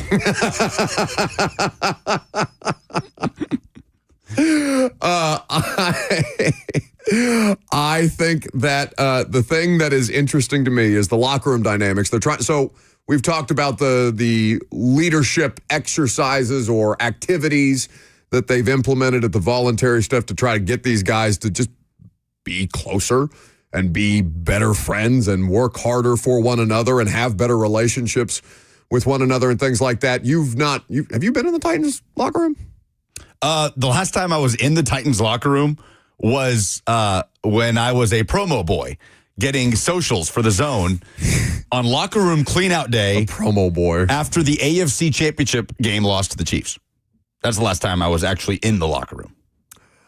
So the locker room, at least, under the last two coaches that I've covered, Vrabel and Malarkey, has been divided up by position group. Now, just to try and get everybody to get to know one another, they're not like putting J.C. Latham on the complete opposite end of the locker room from Lloyd Cushenberry, but they're putting him next to a couple of defensive backs. Mixing and matching. Sure, to try and generate some of these organic chemistry and locker room neighbors and things like that. It's not an accident, though, that Cam Ward and Calvin Ridley are next-door neighbors. Yeah, that is. And before I ask you this question, I will remind folks that 104.5 The Zone is bringing back the Split Happens Bowling Bash with special guests and listeners Thursday, June 26, coming up in a few weeks at King's Dining and Entertainment in Cool Springs. And this year, it is totally free. All you got to do is RSVP at 1045thezone.com. The event will still benefit Home Street Home. It'll be a fun night of bowling, food, drinks, prizes, and more. There is not How are we raising money for the charity if it's free? Has anybody answered that question yet? These are questions above my pay grade. Is that a misprint? There is no connection more important than Cam Ward to Calvin Ridley in 2025, right, for this offense. And I think that's something that they're emphasizing. So, like, people getting bent out of shape about when are they going to, quit playing this ruse of Cam Ward is in a competition with Will Levis. Well, one, when they can trade Will Levis for a better pick than they might get for him now. And two, when it matters. But what they're doing to kind of supplement that from, I don't care about Cam Ward's, respectfully, connection with the UDFA that's not named Xavier Restrepo, any of the other ones that they've added. Like, I don't give a damn about that. I care about Cam Ward's connection with Calvin Ridley. But what they're doing is... I'm interested in the Restrepo thing just to see how much Cam Ward is. The Restrepo thing is like, it's the UDFAs and then there's Restrepo, right? Yeah. Like, that's a separate discussion here. But what I'm saying is, like, I care about Cam Ward's connection with Calvin Ridley more than I care about anything. Yeah, it's much more important for sure. And last year, how much did we talk about the Will Levis Calvin Ridley connection or lack thereof in training camp, where it was, it takes time, they're going to nail it down, and there was the camp of, it's going to be fine, guys, it's training camp, quit overblowing everything, and there was the camp of, nope, this is concerning that the quarterback can't really get in sync with the number one receiver, and it was concerning. I'll tell you this. And that carried over into the season. Well, the coaching staff wasn't even that bent out of shape about it. Yeah. No, I know. I remember. I remember Brian Callahan. No, like privately. They weren't bent out of shape about it that way. And publicly. Yes, both. But when because he was still doing all the things correctly in the meeting rooms, Will Levis was. But then the thing that submarined them most was they put him in game action and major malfunction, right? So what they're doing to supplement Cam Ward and Calvin Ridley, maybe not getting first team reps together right now because they're saying there's not a first team, there's not a second team, there's not a ones and a twos, even though there is they're basically pulling Calvin out of wide receiver individual drills so that Calvin can go over there and work individually with the quarterbacks, and most importantly, Cam Ward. So there is that level of supplementation going on right now, even before they declare, whenever it is that they declare Cam Ward to be the QB1 for all time, or at least for the foreseeable future until they figure out whether Cam Ward can be QB1 for all time. The other wide receivers that are worth mentioning, because there are new ones. Tyler Lockett wasn't out there. I know we're going to do some attendance stuff here in just a second, but Tyler Lockett wasn't out there yesterday. I don't know if he was out there the day before either. Nick Holtz did mention Tyler Lockett, though, that Tyler Lockett goes so above and beyond to try and like get into the weeds on things that like Nick Holtz has had to slow him down from how many times he's texting Nick Holtz a day. Tyler Lockett trying to figure things out and understand all the ins and outs of these things. Now, I don't know if he's not physically ready to go yet, but it doesn't sound like he was out there 2 days ago either, but he definitely was not out there for us to watch go through the routine yesterday. I'll say Van Jefferson had a nice day. Van Jefferson, who I don't think I still maintain that there's a very real chance that Van Jefferson doesn't make the roster if the young guys, play themselves out. I don't see it. I think it's a very small percentage chance that he does not make the roster. I'm just going off the money. Most any other NFL wide receiver depth chart, sure, but the amount of unproven names in this wide receiver room, I'd be pretty surprised if Van doesn't make the 53. The money is, again, it's logical, but like I said, he's one of 3 receivers that have ever done anything in the NFL in that room. The one benefit that Van Jefferson does have with having the limited amount of guaranteed money is when roster construction comes down and all the cuts are being had, you can have a veteran handshake deal with him in order to get injured reserve players onto injured reserve, add Van Jefferson back to the roster. So he may be someone who doesn't make the initial roster. He may be put on practice squad for weeks 1 and 2, but after the injuries shake out, he could be someone you add back because of the lack of guaranteed money. It doesn't hurt them to cut him and re-add him. I guess my question is, who's making that roster over Van Jefferson right now? Who are the candidates to make it over Van? The guys they drafted in Restrepo. Sure. Well, you have Ridley, you have Lockett, you have Van Restrepo, and the 2 guys they drafted. That's 6. Plus Bryce Oliver. Right. So a guy like Bryce Oliver would have to have an incredible camp, or... Would he? What's that? Would he? Why would he have to have an incredible camp? He would have to have a fine camp. To beat out Van Jefferson? What? Is Van Jefferson incredible? No, but you understand the difference between the two, yes? Yeah, one the undrafted free agent out of Youngstown State versus the veteran that's had an 800-yard season under his belt in the NFL. How much older is Van Jefferson than Bryce Oliver? Van Jefferson, I don't know, he's like my age, right? 28.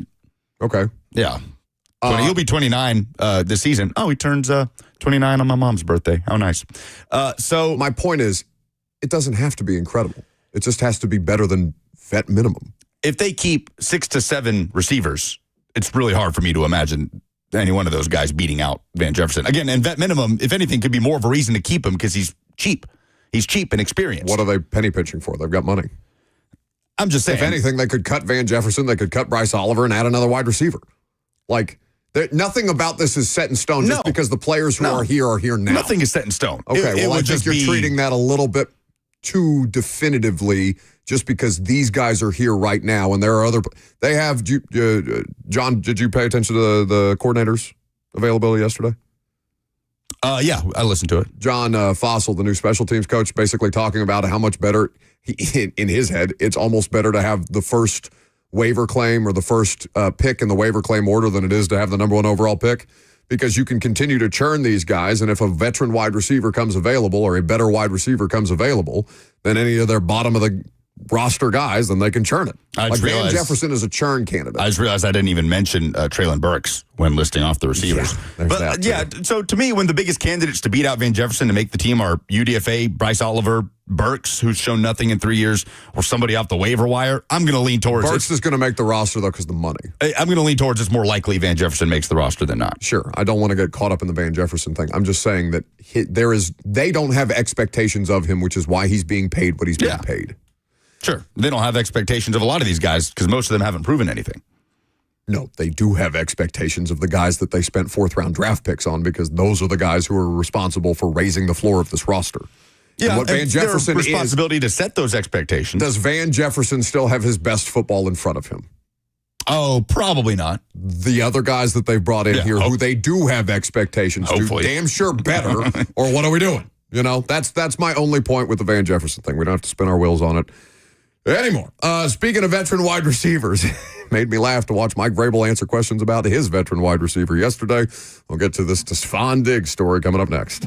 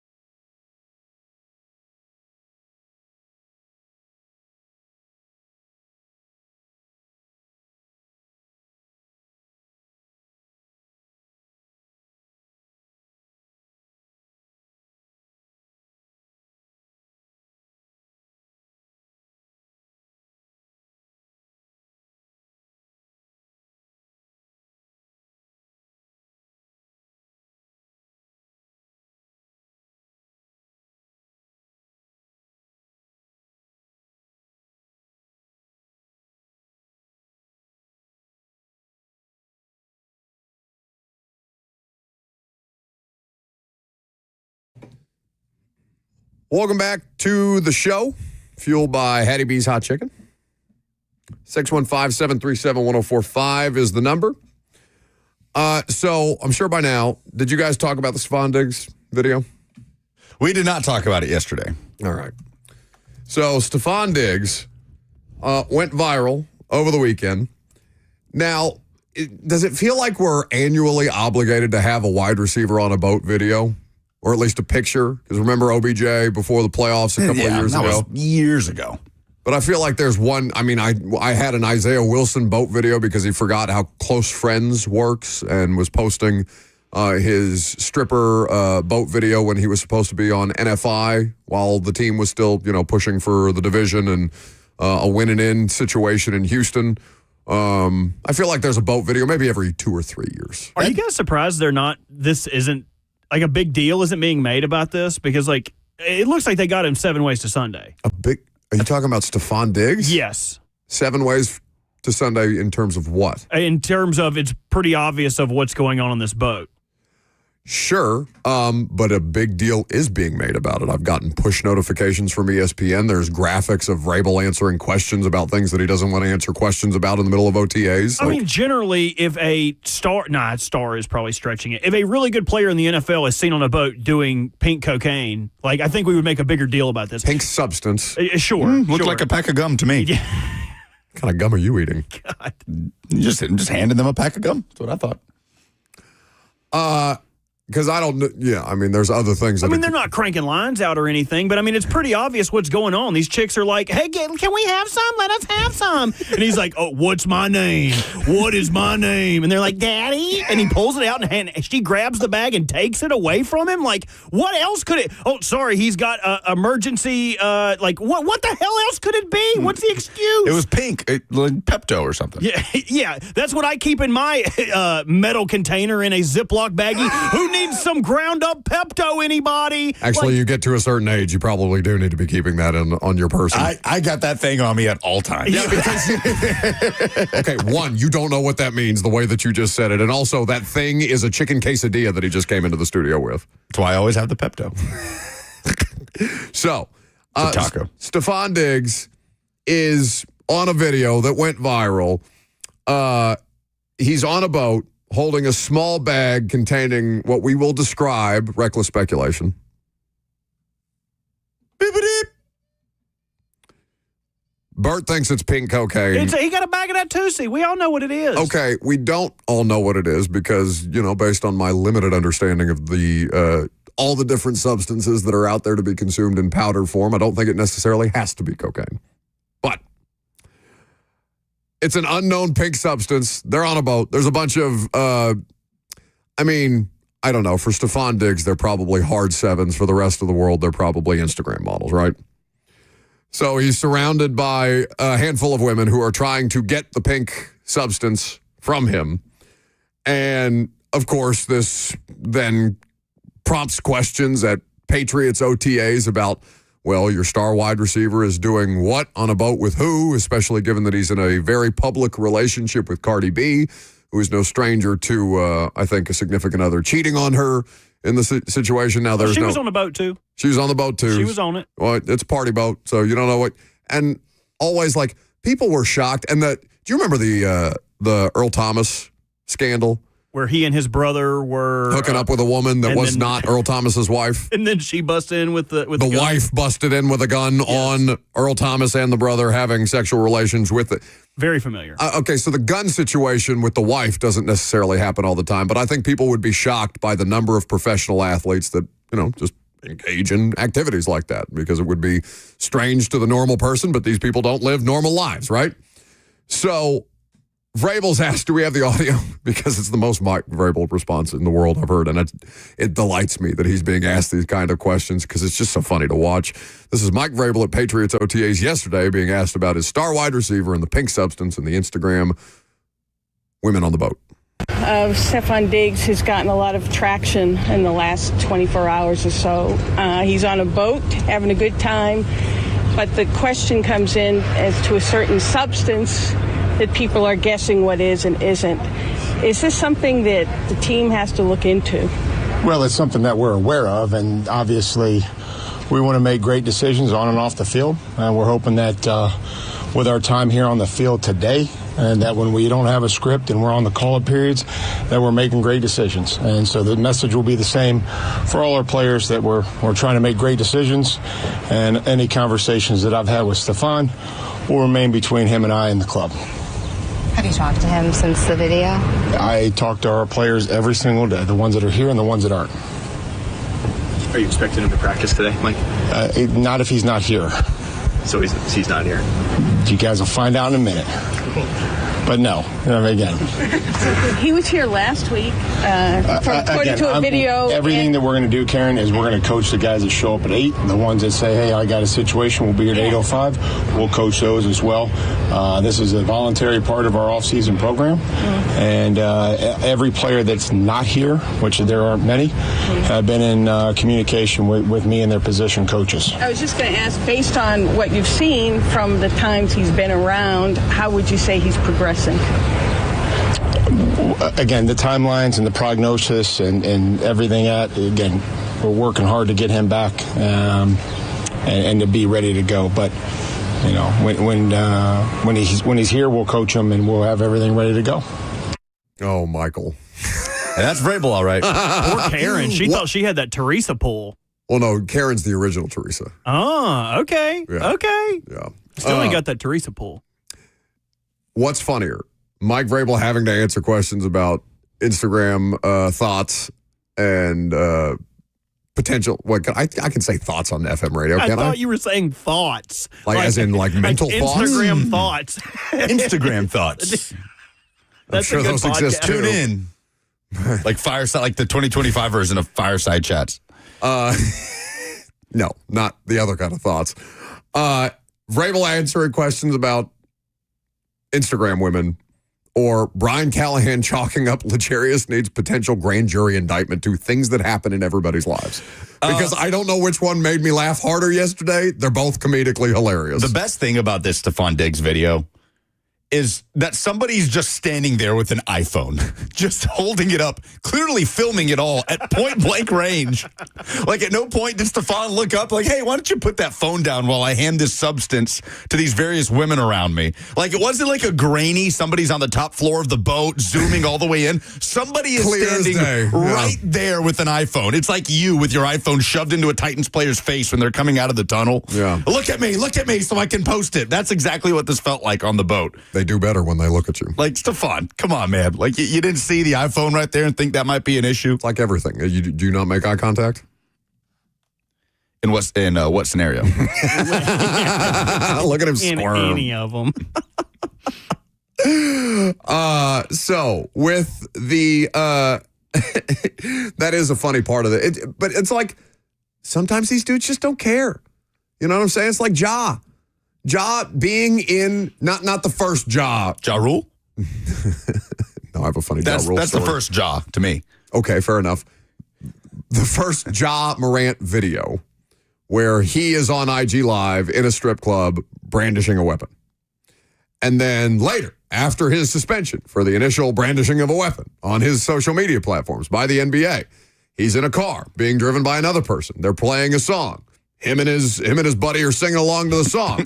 And all of a sudden, unprompted, knowing they're taking a live video, pulls a gun out of his pants. He just can't help it. And the friend trying to help Ja immediately sees the gun, pulls the phone to his chest, and ends the live because of course he doesn't think Ja's going to pull out a gun again. The devil on his shoulder's like, do it. Do it now. Take the gun out. I just... You know, I mean, sometimes you're drunk on a boat and you don't care who's got a camera on you, right? And that's that I assume. And I don't know that Stefon Diggs was drunk or doing whatever or even do it. There's no visual evidence of him even doing the pink stuff that he brought to the party, right? The unknown pink substance. No, he just was in possession of it, which is 9/10 of the law. Yeah. I never did it. I just have it. I swear. I just like the way it smells. I was just handing it out. I was just handing it out to everybody else. I'm just the supplier. When has that been a crime? Like, come on, man. Like, this is so dumb from Stefon Diggs, man. This is the dumbest thing in sports this week. But he has these eccentricities, right? It's always been contained to sideline eruptions, right? When he's losing his mind on Josh Allen or one of the Bills coaches or something like that. It never really happened in Houston. I mean, he didn't play a full season in Houston because the injury knocked him out that way. But it's just, you are the person who is supposed to come in there and be a guiding example for all the other young players on the team. You're supposed to be what DeAndre Hopkins, while D-Hop is not like leader guy, right? He's not, vocal leader. DeAndre Hopkins has done... Tone setter. Right, but he does it with his play, right? It's almost like Derek. Derek is a tone setter in the way that Derek approaches his rehab, his recovery, his preparation, his play on the field. Hopkins the same, right? But it at least sets an example. You got Stefon Diggs on a boat with a bunch of women that aren't his girlfriend, and his girlfriend apparently somewhere in the background of the video, handing out some pink substance that nobody knows what it is, but Bird is alleging it's cocaine. Yeah, and it's a Patriots wide receiver room that outside of Stefon Diggs has you and me playing receiver. Just to keep everybody up to date, I am not alleging it is cocaine. I am alleging what the streets are alleging, that it is Tusi, a drug that hit the streets in 2018, known for its psychedelic properties. So it is a cocaine-like drug, but it is known for its psychedelic properties. They're just putting drugs in so many things. Sounds like a drug you would make up for like a movie. What was the drug that they made up for the movie 21 Jump Street, the movie with Jonah Hill and Channing Tatum? Wi-Fi. Great movie. You should watch it. I don't know. Anything Channing Tatum, I'm just kind of like... It's a good movie. It's a good movie. Underrated. Yeah. Well, it's just, they're just putting drugs in so many things anymore. I don't even know what's drugs anymore, right? Because have you ever been to Ernie's in East Nashville? It's the first time I've been. I haven't been there yet. It's a cool bar, but like people are running around with these like honey sticks things, and like I don't know what a honey stick is, but everybody else in the bar seems to know what a honey stick is. They're handing out honey packs at a bar. Well, not the bar is handing. I don't want to allege anything. Oh, just Ernie's, everybody's got them. What are these? Like I thought they were. What are the sugar sticks? Pixie sticks. Pixie sticks. Yeah. Which I'm sure also probably have drugs in them at this point. Well, but which like, also could have been what people run around the bar with pixie sticks all over the Lucas. place. I'm like, what's the pixie stick? What's the deal? And it's, no, there's mushrooms in that. Okay. God, what a world Careful out there, folks. Yeah. 615-737-1045. I don't know what you would call in about at this point in time, other than our lack of drug knowledge, apparently. OTA attendance. We'll talk about it next.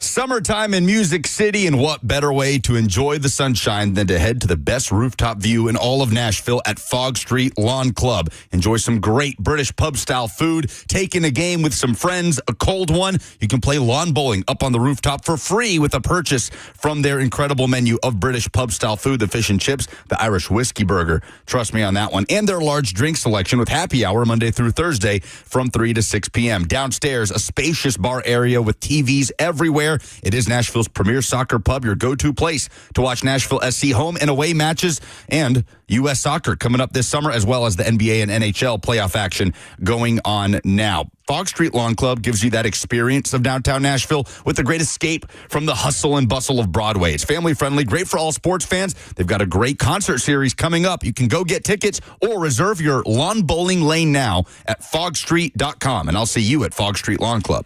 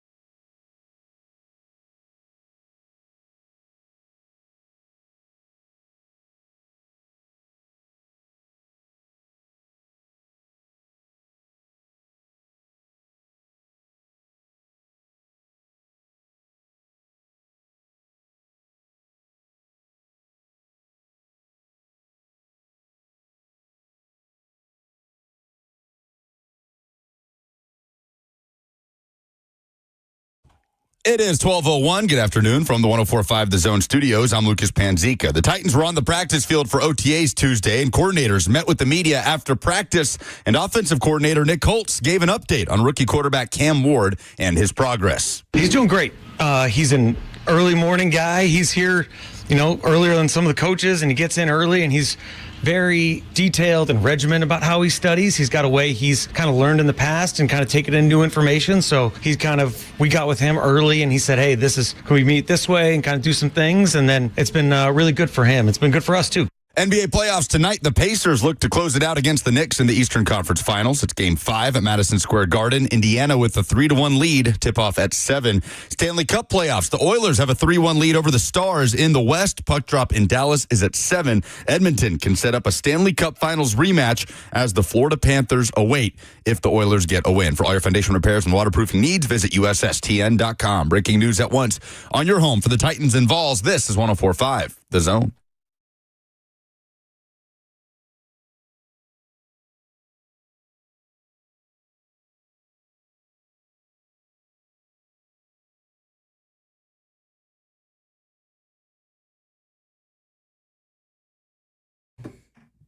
So the Titans OTAs are just about over. They've got one more day of work tomorrow, off today, a couple of days next week, and then it's mandatory minicamp before we all break for the summer. But there's one notable thing that stands out about the Titans OTAs.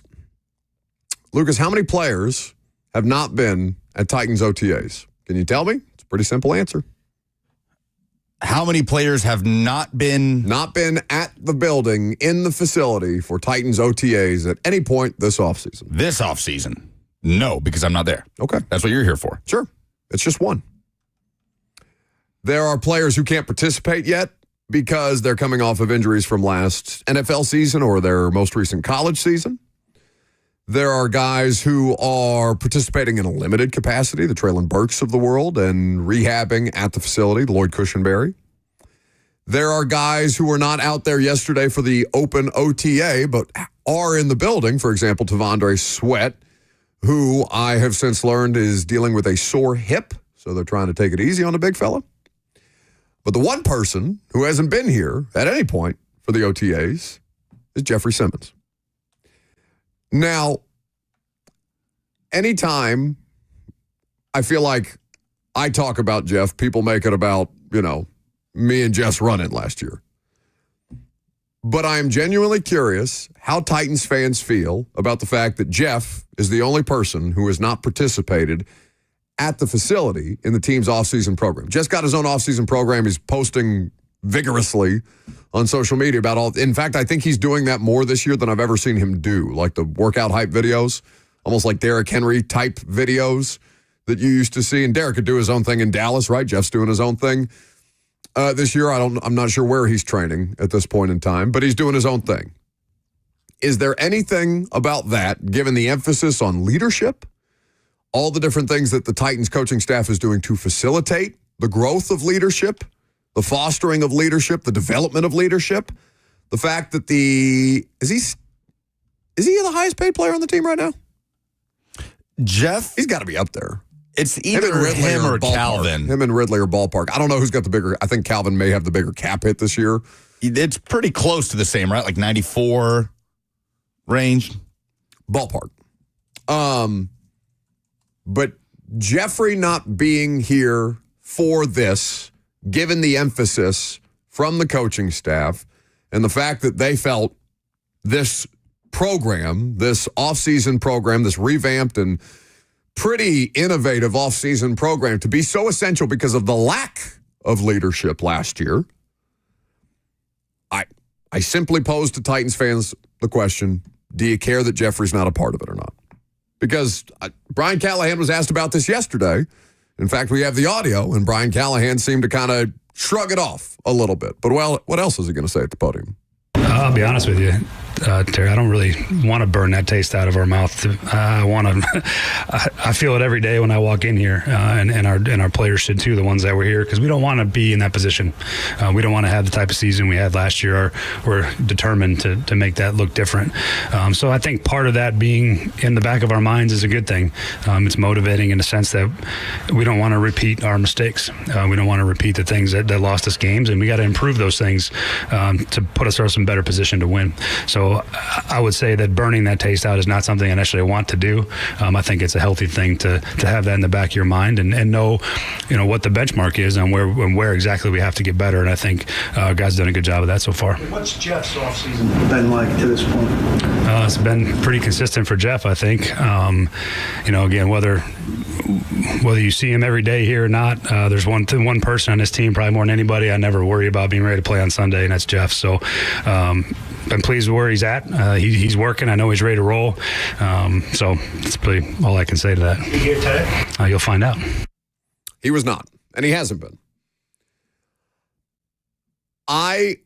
It may be a big deal, it may be a little deal, it may not be a deal at all, because I don't really worry about Jeff Simmons being ready to go on Sundays, right? In fact, I was impressed, and I'm as critical of Jeff as I would be anybody else on a 3-win football team. They weren't good enough last year, but I did respect the fact that Jeff, having the elbow injury, missed the games that he missed and then came back and played through it when he realized that he was going to be able to play through it, because it would be easy to envision a scenario in which a guy like that dealing with injury may be inclined to shut it down. Well, that's the thing, right? We don't know where he's at in his timeline to come back on the practice field. Like, I have no idea where Jeffrey stands health-wise at the moment. Okay, that's fair, but that happened in like September or October, and it's an issue that's fairly correctable.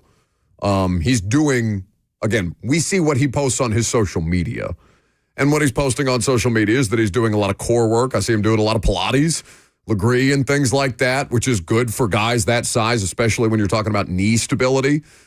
And like Brian said there, I have me thinking about guys not being ready to go on Sunday, Jeff Simmons doesn't come into mind. So maybe it's not a big deal at all. But I think that the team building stuff, and there's only one guy who's not in it, but it's one of the, you could argue he's not the most important guy because there's a new quarterback that's more important. But as far as like the production on the field, guys who other people look to, even if he's just the hype guy, break down the huddle guy, whatever, and that's about it. And that's fine, by the way. You need those dudes. I don't know how the fan base feels about it. That's why I'm asking. Yeah. I know. I get kind of the ire if we're going to sit here and listen to Brian Callahan talk and put so much emphasis in the last couple weeks on trying to manufacture that leadership. That clearly was a huge issue last year. Jeff was one of these team's leaders last year. It wasn't a lot of leadership, but he was one of them. So I get why it's a tough look to hammer that nail so much in the offseason. And then but that guy's okay. But he's not there. He's good. Yeah. That is tough for me to. Well, but also there's an element of Brian Callahan that can't publicly say, no, Jeffrey has to be here, because he literally doesn't have to be there. It's the word voluntary. But it is kind of a tough look when you're trying so hard to manufacture some leadership on this team and one of your biggest leaders just isn't out there. Which is how I'm viewing it right now. And listen, this is nothing that I wouldn't ask Jeffrey about or talk to Jeffrey about whenever he does get here. And that will be one of the first things. One will be his health. Two will be, why, understanding that it's voluntary. Why did you feel that it wasn't important to be here, given all the additional emphasis that they are putting on this specific factor and how important you are to that? Because he is going to be important to that. He is going to be T'Vondre Sweat looks up to Jeffrey Simmons. They've both talked about that a lot. That's good. I love that if I'm a Titans fan. But I'm sure there are other players in the Patriots locker room, for example, and it's a much different situation. But we just talked about the example that Stefon Diggs and the social media behavior sets for guys who are looking around and being like, well, I don't have to show up to the offseason. I can even slack off a little bit. Now, Jeffrey's not doing that as far as we know. And the biggest issue with Jeff is honestly availability more than anything. He's been less available than you would like for him to be on a second contract. I don't have his answer, which is why I'm asking the question of you guys until he gets here. How do you feel about it? And I'd be curious to know how he would answer that question, because this is not abnormal. Jeff does this every offseason, or at least I would say each of the last, at minimum, 2 off seasons prior to this one. Jeff trains on his own, and that's okay. There's plenty of dudes who do that across the league. Again, this is voluntary. But somebody brought it up in the chat earlier, Facebook, YouTube, Twitter, and Twitch, that for the same reason that Myles Garrett is missing Brown's voluntary work right now. But Jeff is not Myles Garrett. Not even close. If he was the argument if you were in Cleveland, like Myles Garrett or whoever, we won 3 games last year. Oh no, I would also be on Myles Garrett. Like, again, it's voluntary, and the coaches and the players, but like Ramon talked about this with me on Tuesday, you still get calls, even if those calls aren't publicized, about, hey, we really need you here. How many of those calls have been made? They'll never tell us, right? Jeff will never answer that question. He shouldn't, otherwise somebody get fined. And you're trying to avoid putting your organization in a bad light or in a bad perspective. But I genuinely wonder how many of those calls, if those calls have been made, like, hey, we could really use you here. We're doing this thing. This thing is really important to us performing better as a team, not just as a position group, not just you individually. Even though we know you'll be there individually, we know you'll be ready to go. We could really use you to help facilitate this message. You're one of the most important guys on the team. You're going to be responsible for helping govern that locker room, right? Those are the player-led things that they're talking about. Optically, I think it doesn't look great. Whether it matters or not, whether this entire offseason plan that they put into place matters or not. We won't know the results until we see the results on the field. And we probably won't even know that until like October, when we start to see what this team actually looks like and whether they're worth a damn. Because last year they weren't worth a damn. And I don't know that it was Jeff's fault. It was mostly quarterback play. That's for fans to make a decision on. The question was asked. It made me think about it, especially with the emphasis on the offseason and the leadership and all these different things and Jeff's place in that conversation. But you guys are entitled to make your own decision on that. 615-737-1045 is the number. Let's go to Buffalo up next. What's happening? Man, they're 9-32 going back 2.5 years all the way to Green Bay in November. 9 wins. That is the most pathetic record in the NFL in 2.5 years. And the highest paid guy is just somewhere working out, not with the team. That is just despicable. Hey, how about Nashville SC beating Columbus or tying Columbus last night? That was fantastic. Delirium! Y'all have a good day. Thank you for the call. Day. Thanks, Buffalo. Okay, that's one person's opinion. I would not go so far as to say despicable, right? But I would say optically it doesn't look good. Yeah. Yeah. You don't have to go to an extreme. Yeah, that's a good spot to land. Like, it's voluntary. He does not have to be here. But should he be so here? Much emphasis on leadership, you would like to see him there. 615-737-1045 is the number. I'm going to tell you why you need to be rooting for Will Levis coming up next.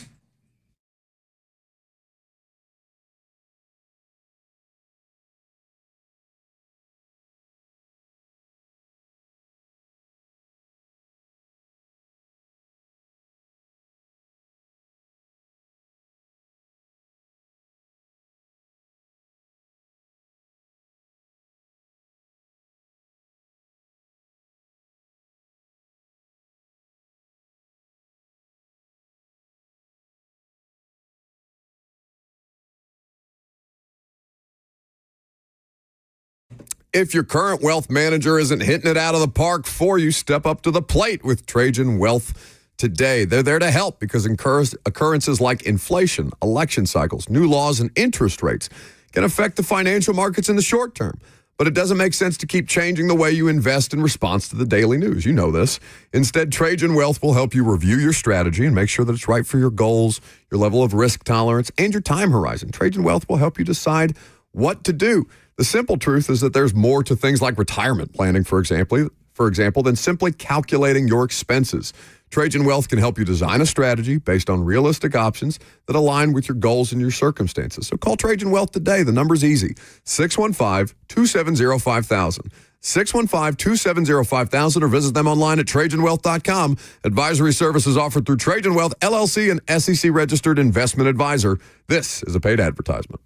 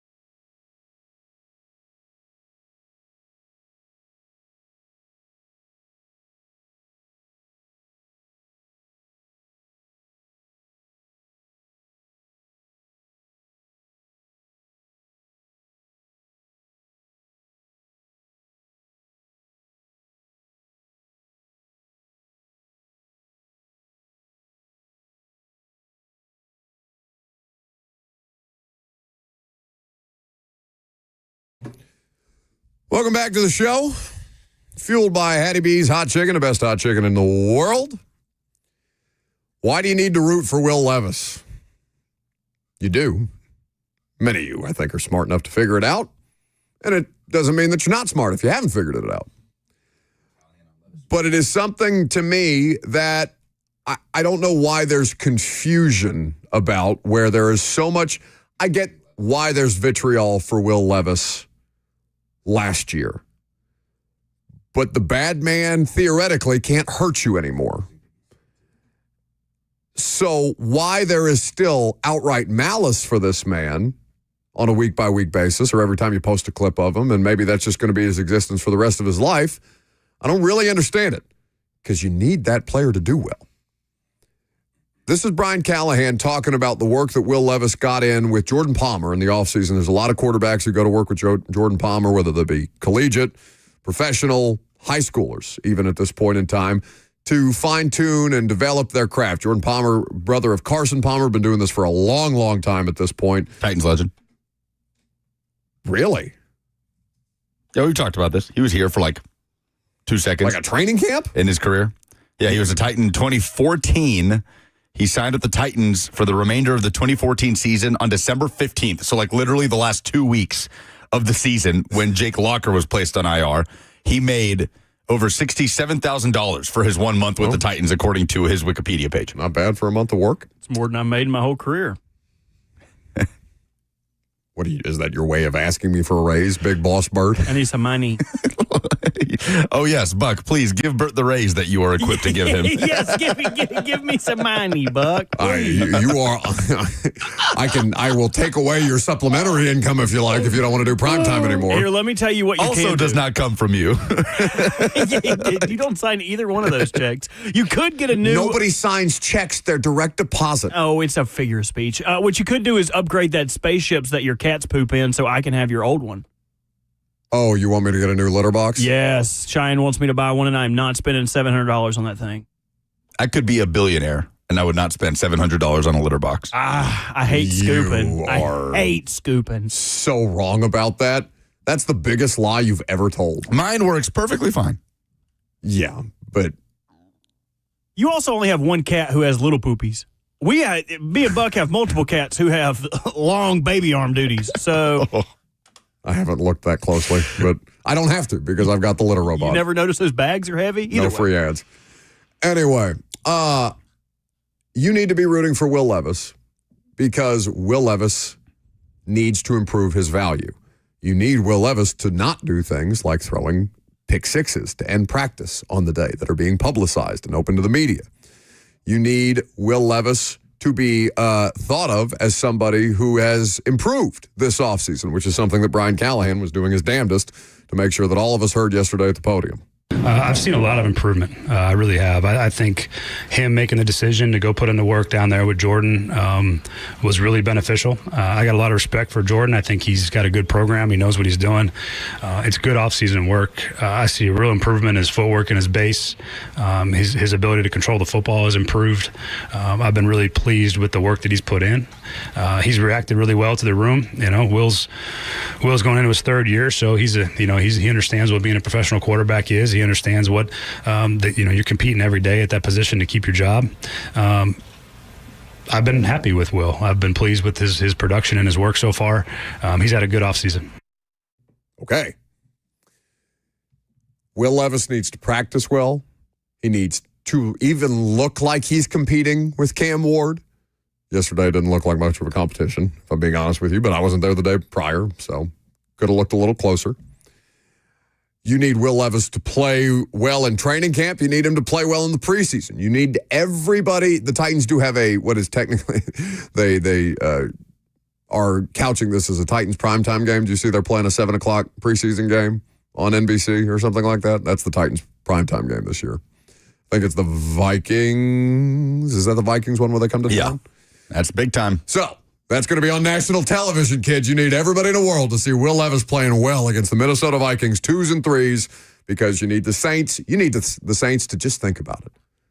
Wouldn't it be nice to have a very talented quarterback with a guy who's renowned for working with quarterbacks, with a guy who's played the position himself at the collegiate level, and he was a decent backup, Kellen Moore, for a hot second. I think with the Cowboys. Yeah, with if I'm the not Cowboys. mistaken. You need somebody to get it into their mind that Will Levis is worth having, or worth more than he is currently worth having. You need to root for Will Levis this offseason. And he doesn't have to light it up, right? Like, he doesn't have to. Malik Willis. No, but he can't melt down. No, he can't. And I would argue that Malik did light it up Yeah, in Malik that was New good. Orleans preseason. He was game. good in the preseason. The Packers also had a backup situation that was very unsatisfactory, where they had a battle for that backup spot. Sean Clifford, and I can't remember who the other one it was that was competing for that backup spot, but they didn't like either of them. And they went out and got Malik Willis. So is there a comparative situation in the NFL? Saints are an interesting one with Derek Carr retiring and Tyler Shuck, your second-round pick, probably in the driver's seat, and you've got Jake Haener and Spencer Rattler in that room. And Jake Haener's hurt. So just to bring in some competition there, I don't know if the Saints are going to go ahead and hand Tyler Shuck the keys. But elsewhere, where else is this backup situation that, man, someone could really use a high upside upgrade? Pittsburgh. Yes, that is what the Steelers need.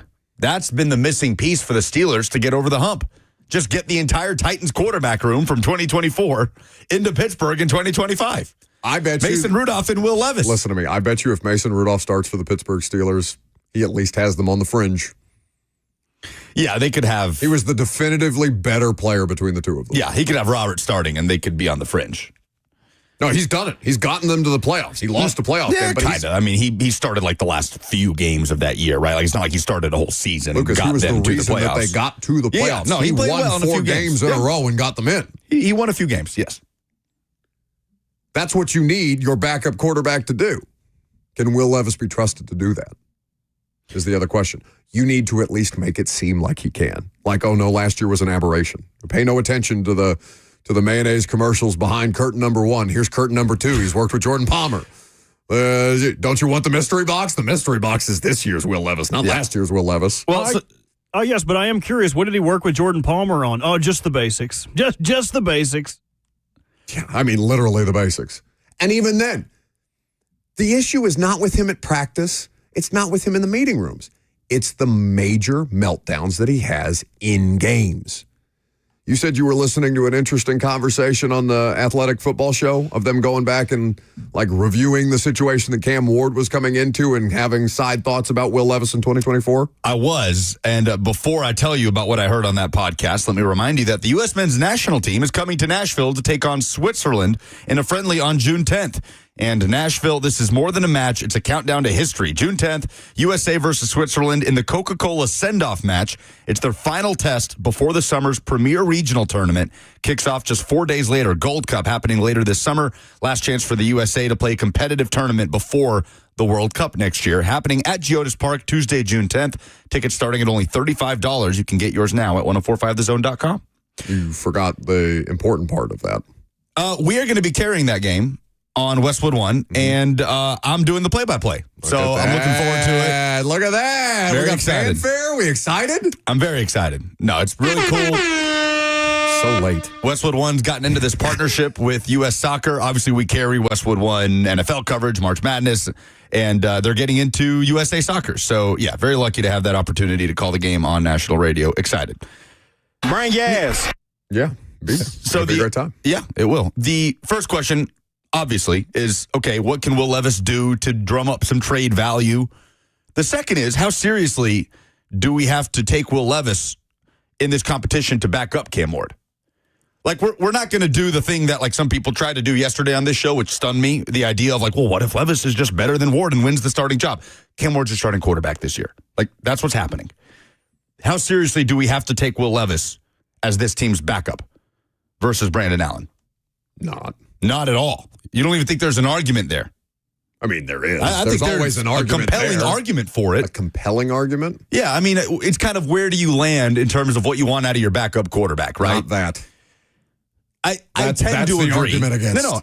I tend to agree. Whatever it is, I don't want that. I don't want a wild card as my backup, right? But and what is he if not the ultimate wild card? For sure. But you don't think that there is a conversation to be had in terms of veteran Brandon Allen, the backupiest backup in the NFL as we've labeled him, versus yes, that's what they went out and sought. The high upside guy. You're right. And that's probably the direction they're going to go. And Callahan's worked with Brandon Allen. He likes Brandon Allen, and he had the Levis experience last year. And his job might be on the line. Imagine that he does not carry any ill will personally towards Will, but I bet he carries some ill will towards Will, the player.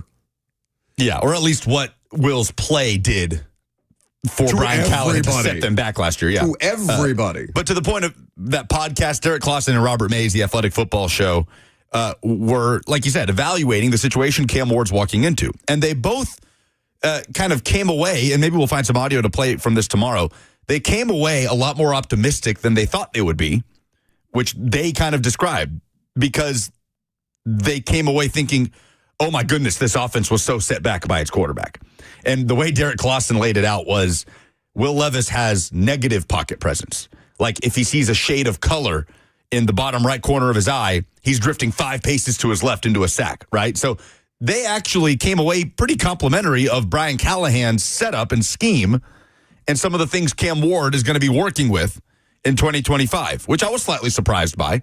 And they seemed surprised by in the podcast. Maybe we can get one of them on at some point to talk about it.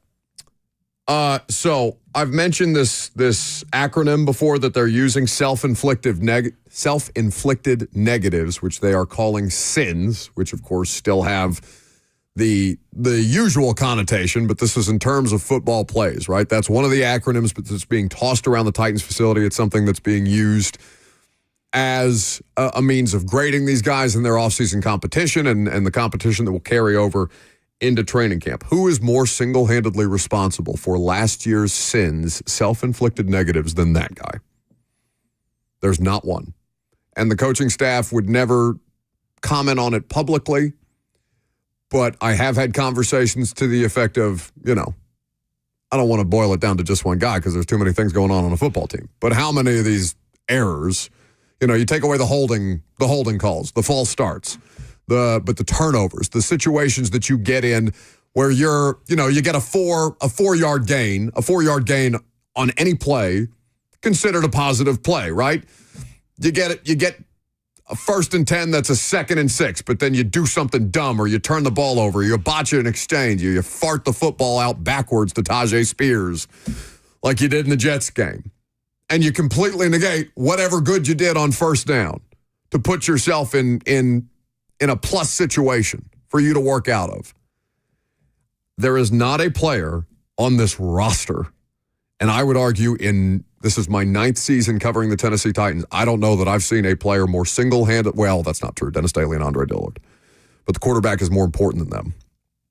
The quarterback touches the ball more than them, obviously, and the quarterback has the ability to impact things negatively more than they do. But he's on that list. And a rebuttal oftentimes is, but the offensive line, and both things can be true, right? Offensive line play, dreadful last year. Right tackle play, a turnstile. Quarterback play, also dreadful. Will Levis was a quarterback that was especially poorly equipped to deal with how bad the Titans' offensive line was last year. Both of those things can be true. So to your point, yes, it would behoove the Titans, no matter how it shakes out, for Levis to improve and look better in training camp and in the preseason. So you can get him out of here.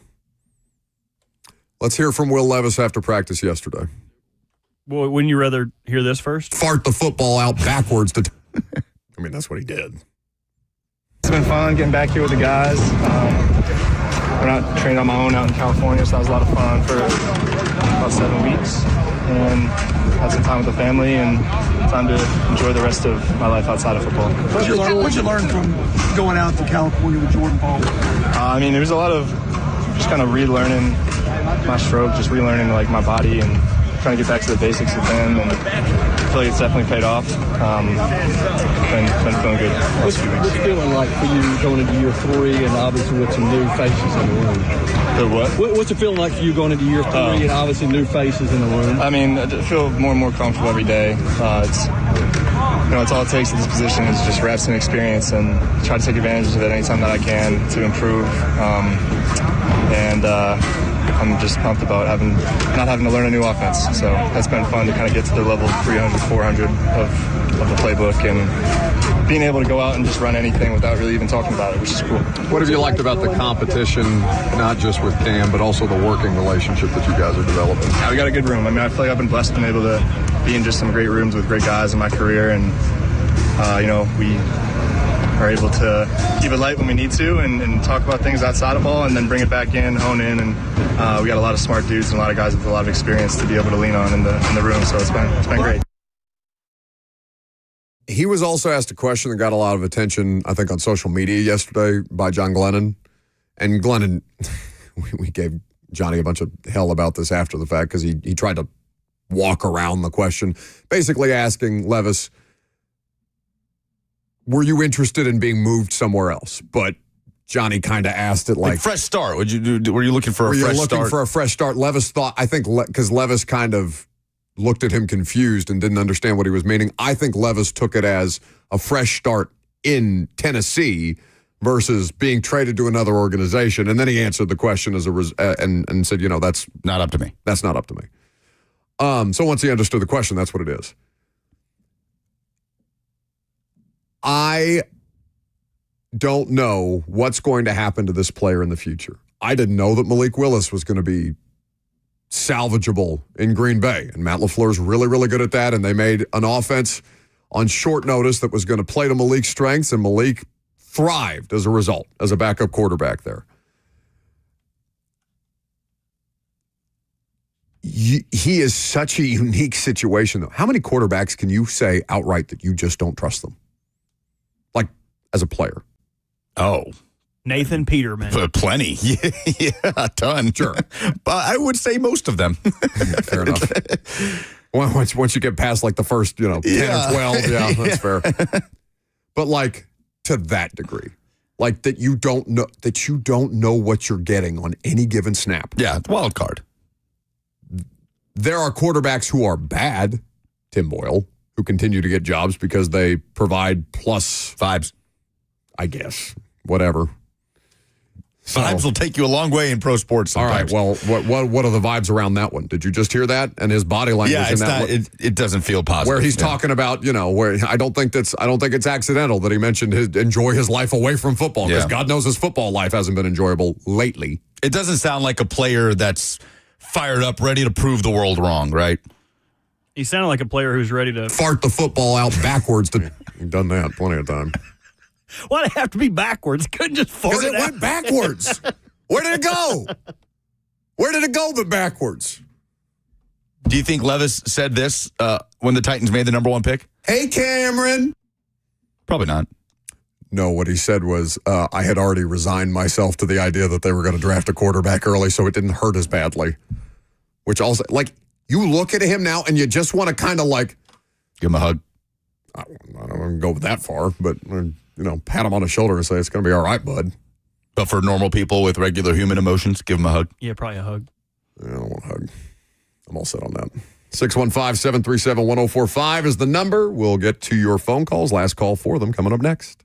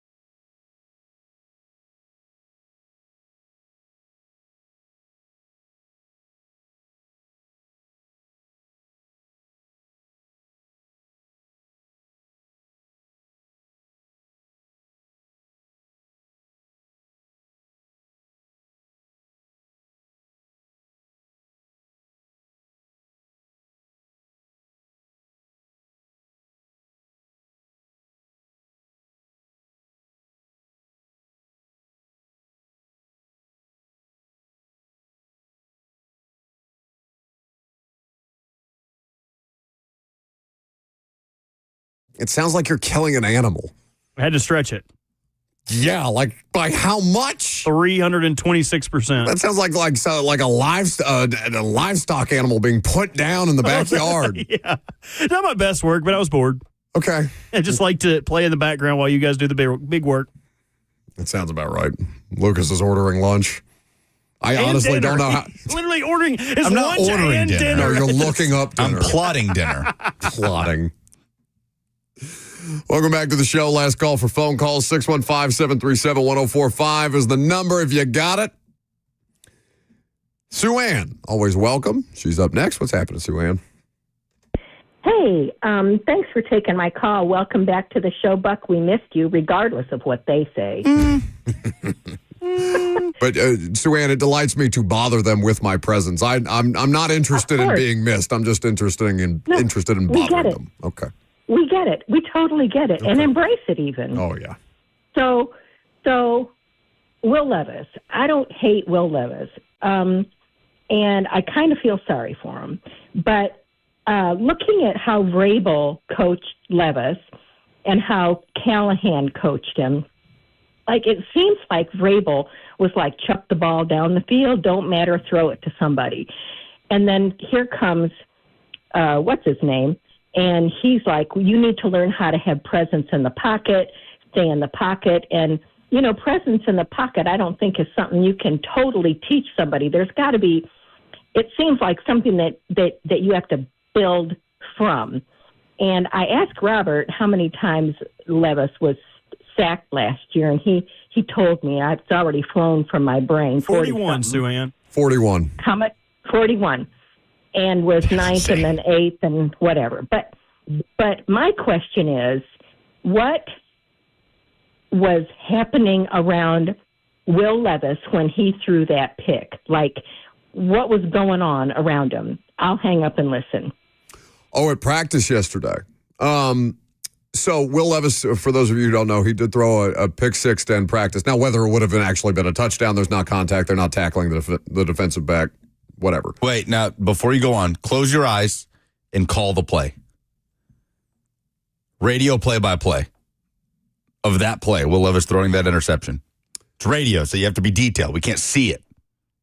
I don't know the down and distance. That feels just make up a down and pretty critical. That all right, important. It's close your eyes. 3rd and 8 from the 25. I'm not going to close my eyes. 3rd and 8 from the 25. You've got Will Levis under center. The running back, I believe, was Tajay Spears. Levis takes the snap. He drops back. He throws in the direction of Jaquan Jackson, but there's number 30. I don't know number 30's name, who's there to pick it off, jumps the route, takes it to the house. Touchdown, Titans defense. Well, you sounded like you didn't want to be there. You didn't tell me if he was throwing to the left or right side of the formation. Was he in the gun? Was he under center? You didn't know the name of the damn player that picked it off. No wonder he wasn't considered for the Titans job. 0 out of 10. Can you imagine Buck as the play-by-play guy and the Titans lose again? Big whoop! He would sound so miserable to be there. Check me out on primetime tonight. Miserable enough with his current job. Bad football makes me miserable. Pick sixes make me miserable. That sounds like what, moms have those signs in their living room that are like, how H is for home. That would be the stereotypical sign in your house. It's like, bad football makes me angry. That's right. I have a coffee mug that says it. Right. Bad Titans football pisses me off. Correct. It's like your version of Mondays. Yeah. Sundays are my Mondays. That is correct. That is absolute. Nothing has ever been more true in my life. Like Garfield. Just, oh my God, we got to do this again? Ugh. Just to watch them lose by double digits again? Yes. What was happening around him? I mean, there wasn't that much pressure because the pressure's not real, right? So it was just, I frankly think he just underthrew the ball and the defender made a good play. Like it wasn't anything crazy. It's just, he did the thing that he does. He doesn't lead wide receivers well. I don't think he was seeing things correctly. It wasn't like there was a muddy pocket because the pocket can't be muddy around him. You know what I'm saying? That's what I want to know. Was he throwing into double coverage? Was it no? Did the defender jump the route? Man coverage. I mean, what I looked over and saw was Will Levis getting picked off to end practice because I was up. My back was to the play. I'm walking around. You know the practice field. They make you walk around the entire 3 fields instead of just letting you walk in front of the weight room to get to the press conference thing. So I looked back, and Will Levis had thrown a pick to number 30, and I saw number 30 running away with it. But it wasn't double covered. I just think it was a bad throw. All right, polls? No. No polls today. No? You say something nice really quickly about both of us because you haven't been here. Something nice about both of you? Maybe together. Maybe that we did a good job in your stead. Or that we both look well-groomed today. That's not true. Lucas does look well-groomed. Hello, everyone listening to the Buck Rising Show. This is Benjamin Kenobi, better known as Obi-Wan. I have but one thing to say. Lucas, use the Force. Use the Force, Lucas, to help interpret what the hell Chewie is saying.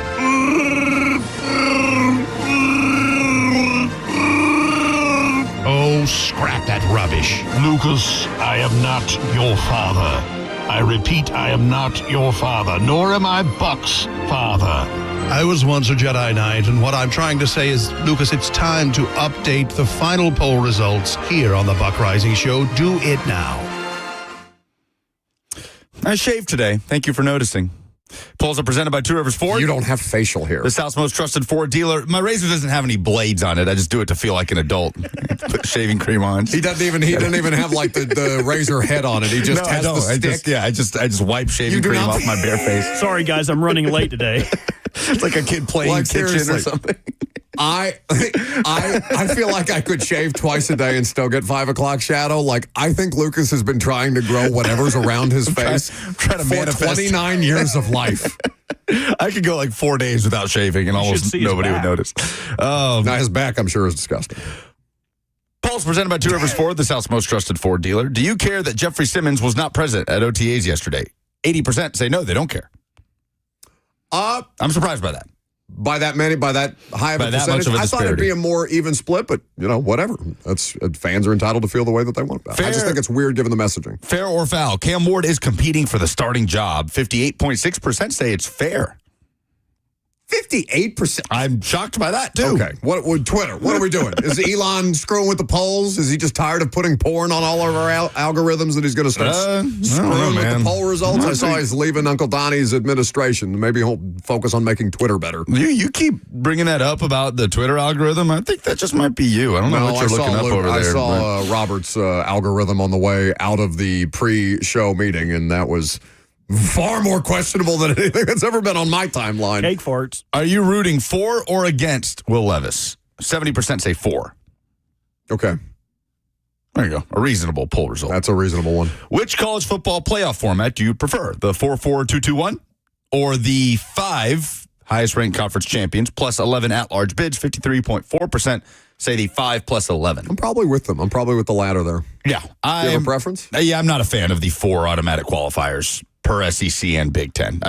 I get why there's this push to make it the SEC Big Ten Invitational. I'm not surprised. I am surprised at the amount of pearl clutching, the shock that commissioners of the SEC and Big Ten would try to shape the playoff in ways that favor the SEC and Big Ten. Literally their jobs? That's crazy. But yeah, 5-11 I think will have the most momentum across the board. SEC and Big Ten will still end up getting the most teams in. Yeah. Those are the polls. All right, very good. That's the show. We're breaking it up again tomorrow because Robert's leaving us for a wedding. So we will enjoy Coach Mack. Much better to have Coach Mack than it is to have Robert anyway. Look forward to doing that at 11:20 tomorrow. Prime time tonight. See you there.